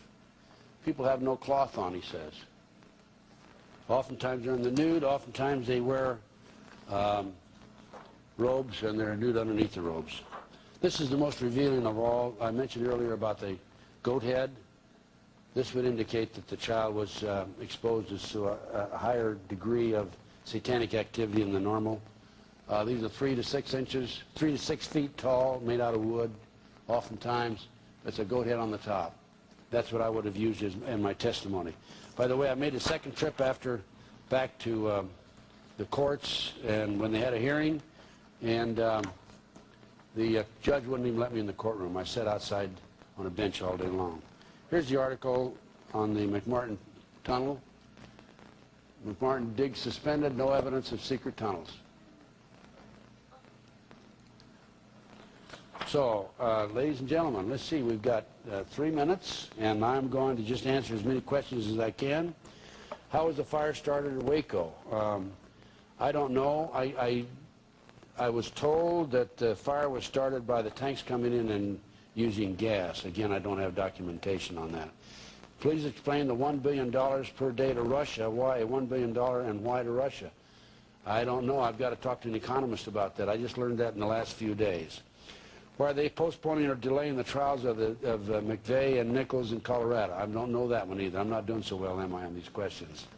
You'll have to ask the judge that.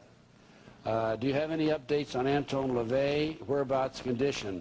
The last I heard, he was in the Bay Area. I've been on some TV shows with his daughter, Zin LaVey. What was the White Rose? What was White Rose, Black Rose? That was a drug operation that I explained earlier. What's your opinion on Nixon and Eisenhower? I don't think I have enough time to give that one. Tell us more about the concentration camps. They are being built on the military bases. There's no question about it. I have documentation about this. How do you feel about the national curfew? I don't trust anything that Bill Clinton says about national curfew or anything else. I think it's a facade to try to get votes. And also, how about the child they're talking about adopting? I want to have a bumper sticker out. I'm going to say, Bill, is it one of yours? Are you afraid of being eliminated like Kennedy or speaking out? Well, no, not really. I've been very fortunate. There have been attempts on my life. I've had situations where I had tight security problems, and I've made it so far, and I feel that God is watching over me. And that is all I can tell you right now. Time has just run out. Thank you very much.